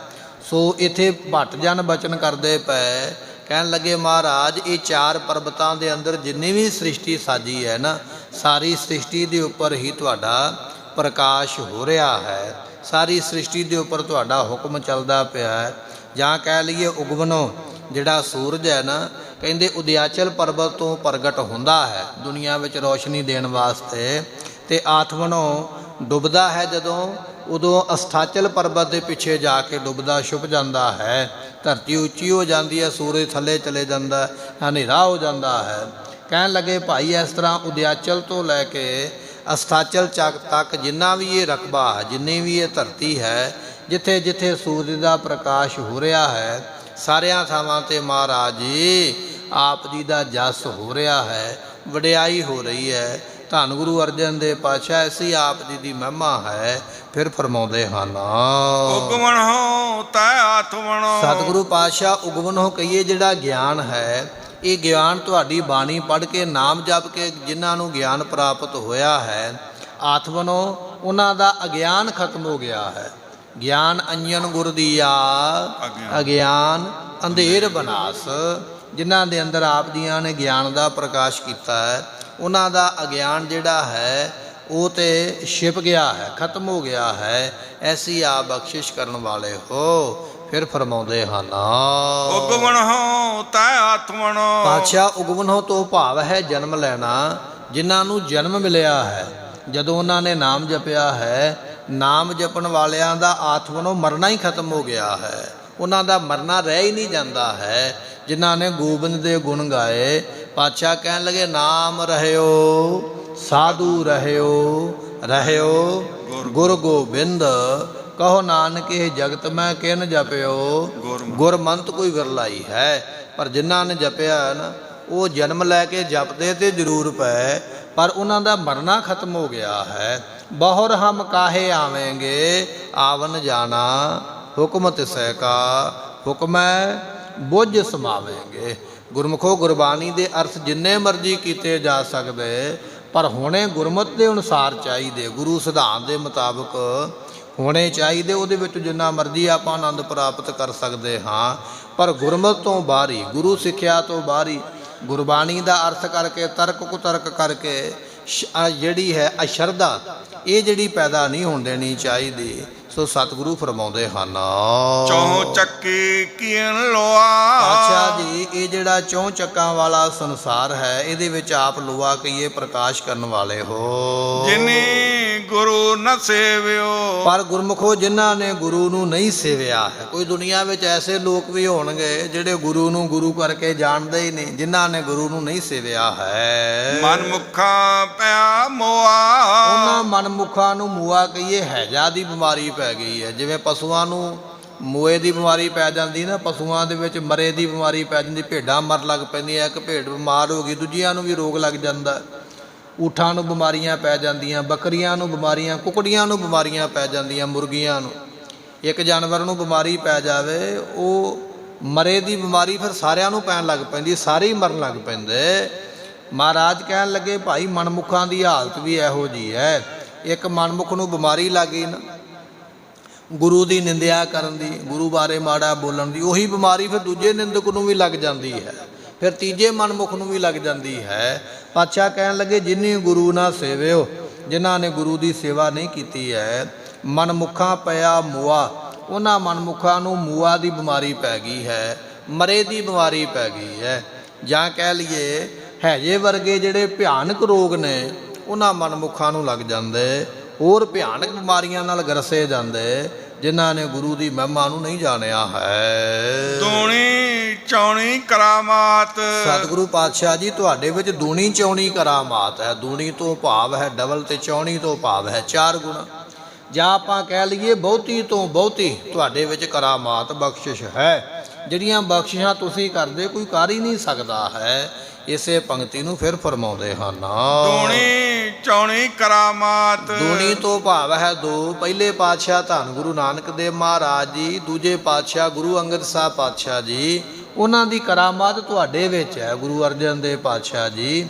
ਚੌਣੀ ਤੋਂ ਭਾਵ ਜਿਹੜੇ 4 ਗੁਰੂ ਪਾਤਸ਼ਾਹ ਪਹਿਲੇ ਗੁਰੂ ਨਾਨਕ ਸਾਹਿਬ ਤੋਂ ਲੈ ਕੇ ਗੁਰੂ ਰਾਮਦਾਸ ਪਾਤਸ਼ਾਹ ਤੱਕ, ਇਹਨਾਂ 4 ਗੁਰੂ ਸਾਹਿਬਾਂ ਦੀ ਕਰਾਮਾਤ ਬਖਸ਼ਿਸ਼ ਜਿਹੜੀ ਹੈ ਉਹ ਪਾਤਸ਼ਾਹ ਤੁਹਾਡੇ ਵਿੱਚ ਹੈ। ਆਪ ਉਸ ਨੂੰ ਧਾਰਨ ਕਰਨ ਵਾਲੇ ਹੋ। ਸੱਚੇ ਕਾ ਸੱਚਾ ਢੋਆ। ਆਪ ਪਾਤਸ਼ਾਹ ਜੀ ਸੱਚੇ ਹੋ ਤੇ ਆਪ ਜੀ ਦਾ ਢੋਆ ਆਸਰਾ ਵੀ ਸੱਚਾ ਹੈ। ਇਸੇ ਤਰ੍ਹਾਂ ਦੂਣੀ ਤੋਂ ਭਾਵ ਹੈ ਰਕਾਰ ਤੇ ਮਕਾਰ, ਜਿਨ੍ਹਾਂ ਨੂੰ ਆਪਾਂ ਕਹਿ ਦਿੰਦੇ ਰਾਰਾ ਤੇ ਮੰਮਾ ਅੱਖਰ। ਦੂਣੀ ਤੋਂ ਭਾਵ ਹੈ ਰਕਾਰ ਤੇ ਮਕਾਰ, ਇਹ 2 ਅੱਖਰ ਨੇ। ਰਾਰਾ ਤੇ ਮੰਮਾ ਕੀ ਬਣ ਗਿਆ? ਰਾਮ। ਤੇ ਚੌਣੀ ਤੋਂ ਅੱਗੇ ਬਚਨ ਕਰਦੇ ਕਹਿਣ ਲੱਗੇ ਇਸੇ ਤਰ੍ਹਾਂ ਹਾਹਾ ਤੇ ਰਾਰਾ, ਇਹਦੇ ਤੋਂ ਬਣ ਗਿਆ ਗੁਰਮੁਖੋ ਹਰੀ, ਤੇ ਰਾਰੇ ਤੋਂ ਹਰੀ ਬਣ ਜਾਂਦਾ, ਹਾਹੇ ਤੋਂ ਹਰੀ ਬਣ ਜਾਂਦਾ ਹੈ, ਅਤੇ ਇਸੇ ਤਰ੍ਹਾਂ ਗੱਗੇ ਤੋਂ ਗੁਰੂ ਬਣ ਜਾਂਦਾ ਹੈ। ਇਸ ਤਰ੍ਹਾਂ ਮਹਾਰਾਜ ਸਾਹਿਬ ਜੀ ਆਪ ਜੀਆਂ ਨੇ ਕਿਰਪਾ ਕਰਕੇ ਵਾਹਿਗੁਰੂ ਸ਼ਬਦ ਬਖਸ਼ਿਸ਼ ਕੀਤਾ ਹੈ। ਇਹ ਆਪ ਜੀ ਦੀਆਂ ਕਰਾਮਾਤਾਂ ਹਨ। ਦੂਣੀ ਚੌਣੀ ਕਰਾਮਾਤ। ਐਸੀਆਂ ਆਪ ਜੀ ਦੀਆਂ ਕਰਾਮਾਤਾਂ ਨੇ। ਸੋ ਰਾਰੇ ਤੋਂ ਰਕਾਰ ਤੋਂ ਰਾਰਾ, ਮਕਾਰ ਤੋਂ ਮੰਮਾ, ਹਾਹੇ ਤੋਂ ਗੁਰਮੁਖੋ ਹਾਹਾਰੀ ਤੇ ਗੱਗੇ ਤੋਂ ਗੋਬਿੰਦ। ਇਹ ਜਿਹੜੇ ਅੱਖਰ ਬਣ ਜਾਂਦੇ, ਜਿਨ੍ਹਾਂ ਨੂੰ ਆਪਾਂ ਰਾਮ ਰਾਮ ਕਹਿ ਸਕਦੇ ਹਾਂ, ਜਿਨ੍ਹਾਂ ਨੂੰ ਹਰੀ ਹਰੀ ਕਿਹਾ ਜਾਂਦਾ ਹੈ, ਜਾਂ ਜਿਸ ਨੂੰ ਵਾਹਿਗੁਰੂ ਕਿਹਾ ਜਾਂਦਾ ਹੈ। ਇਹ ਆਪ ਜੀ ਸਾਰੇ ਸ਼ਬਦ ਸਾਨੂੰ ਬਖਸ਼ਿਸ਼ ਕਰਨ ਵਾਲੇ ਹੋ। ਸੱਚੇ ਕਾ ਸੱਚਾ ਢੋਆ। ਐ ਸੱਚੇ ਪਾਤਸ਼ਾਹ, ਤੁਹਾਡਾ ਜਿਹੜਾ ਢੋਆ ਆਸਰਾ ਹੈ ਨਾ, ਉਹ ਵੀ ਸੱਚਾ ਹੀ ਹੈ। ਆਪ ਐਸੀ ਕਿਰਪਾ ਕਰਦੇ ਹੋ। ਚਾਰੇ ਜਾਗੇ ਚੌਂ ਜੁਗੀ। ਇਸੇ ਤਰ੍ਹਾਂ ਪਾਤਸ਼ਾਹ ਬਖਸ਼ਿਸ਼ ਕਰਦੇ ਗਿਆਨ ਵੈਰਾਗ ਰੂਪ। ਇਹ ਪਾਤਸ਼ਾਹ ਜੀ ਆਪ ਜੀ ਦਾਤ ਬਖਸ਼ਿਸ਼ ਕਰਦੇ ਹੋ। ਈਸ਼ਵਰ ਦੀ ਏਕਤਾ ਰੂਪ ਦੂਣੀ ਜਿਹੜੀ ਚੌਣੀ ਹੈ, ਕਰਾਮਾਤ ਬਖਸ਼ਿਸ਼ ਕਰਦੇ ਹੋ। ਜੀਵ ਤੇ ਈਸ਼ਵਰ ਦੀ, ਜੀਵ ਤੇ ਪ੍ਰਮਾਤਮਾ ਦੀ ਮਿਲਾਪ ਦੀ ਜਿਹੜੀ ਆਪ ਕਰਾਮਾਤ ਬਖਸ਼ਿਸ਼ ਕਰਦੇ ਹੋ। ਤੇ ਚੌਣੀ ਤੋਂ ਭਾਵ ਜਿਹੜੇ 4 ਅੱਖਰ ਨੇ, ਉਹ 4 ਅੱਖਰ ਕਿਹੜੇ ਨੇ? ਸਤਨਾਮ ਸ੍ਰੀ ਵਾਹਿਗੁਰੂ। ਇਹ 4 ਅੱਖਰ ਜਿਹੜੇ ਨੇ, ਇਹ ਵੀ ਆਪ ਬਖਸ਼ਿਸ਼ ਕਰਨ ਵਾਲੇ ਹੋ। ਚੌਣੀ ਤੋਂ ਭਾਵ ਹੈ ਗੁਰਮੁਖੋ 4 ਪਦਾਰਥ, ਧਰਤ, ਧਰਮ, ਅਰਥ, ਕਾਮ ਤੇ ਮੋਕਸ਼। ਇਹ ਵੀ ਆਪ ਬਖਸ਼ਿਸ਼ ਕਰਨ ਵਾਲੇ ਹੋ। ਤੇ ਚੌਣੀ ਤੋਂ ਭਾਵ ਹੈ ਜਿਹੜੀਆਂ 4 ਮੁਕਤੀਆਂ ਨੇ, ਸਮੀਪ ਮੁਕਤੀ ਹੈ, ਸਰੂਪ ਮੁਕਤੀ ਹੈ, ਸਜੁਜ ਮੁਕਤੀ ਹੈ ਤੇ ਕੇਵਲ ਮੁਕਤੀ ਹੈ। ਇਹ 4 ਮੁਕਤੀਆਂ ਵੀ ਆਪ ਬਖਸ਼ਿਸ਼ ਕਰਨ ਵਾਲੇ ਹੋ। ਸੱਚੇ ਕਾ ਸੱਚਾ ਢੋਆ। ਐ ਸੱਚੇ ਪਾਤਸ਼ਾਹ ਸਾਹਿਬ ਗੁਰੂ ਰਾਮਦਾਸ ਮਹਾਰਾਜ ਨੇ ਸੱਚੇ ਪਾਤਸ਼ਾਹ, ਉਹਨਾਂ ਦਾ ਢੋਆ ਆਸਰਾ ਗੁਰੂ ਅਰਜਨ ਦੇਵ ਪਾਤਸ਼ਾਹ ਤੁਹਾਨੂੰ ਪ੍ਰਾਪਤ ਹੋ ਰਿਹਾ ਹੈ। ਫਿਰ ਫਰਮਾਉਂਦੇ ਹਨ, ਦੂਣੀ ਚੌਣੀ ਕਰਾਮਾਤ, ਸੱਚੇ ਕਾ ਸੱਚਾ ਢੋਆ। ਇਸ ਕਰਕੇ ਧੰਨ ਗੁਰੂ ਅਰਜਨ ਦੇਵ ਪਾਤਸ਼ਾਹ ਆਪ ਸੱਚੇ ਗੁਰੂ ਹੋ ਤੇ ਤੁਹਾਡਾ ਆਸਰਾ ਸਾਨੂੰ ਮਿਲਦਾ ਪਿਆ ਹੈ। ਭਾਈ ਸੱਤਾ ਤੇ ਬਲਵੰਡਾ ਕਹਿ ਰਹੇ, ਮਹਾਰਾਜ ਤੁਹਾਡਾ ਆਸਰਾ ਸਾਨੂੰ ਮਿਲਿਆ ਹੈ। ਚਾਰੇ ਜਾਗੇ ਚੌਂ ਜੁਗੀ। ਇਸੇ ਤਰ੍ਹਾਂ ਇਸ ਸੰਸਾਰ ਵਿੱਚ ਜਿਸ ਵੇਲੇ 4 ਪਾਤਸ਼ਾਹ ਗੁਰੂ ਨਾਨਕ ਸਾਹਿਬ ਜੀ ਤੋਂ ਲੈ ਕੇ ਗੁਰੂ ਰਾਮਦਾਸ ਪਾਤਸ਼ਾਹ ਜੀ ਤੱਕ ਜਾਗੇ ਤੋਂ ਭਾਵ ਜੋਤੀ ਜੋਤ ਜਿਸ ਵੇਲੇ ਸਮਾਏ ਹਨ, ਪੰਚਾਇਣ ਆਪੇ ਹੋਆ।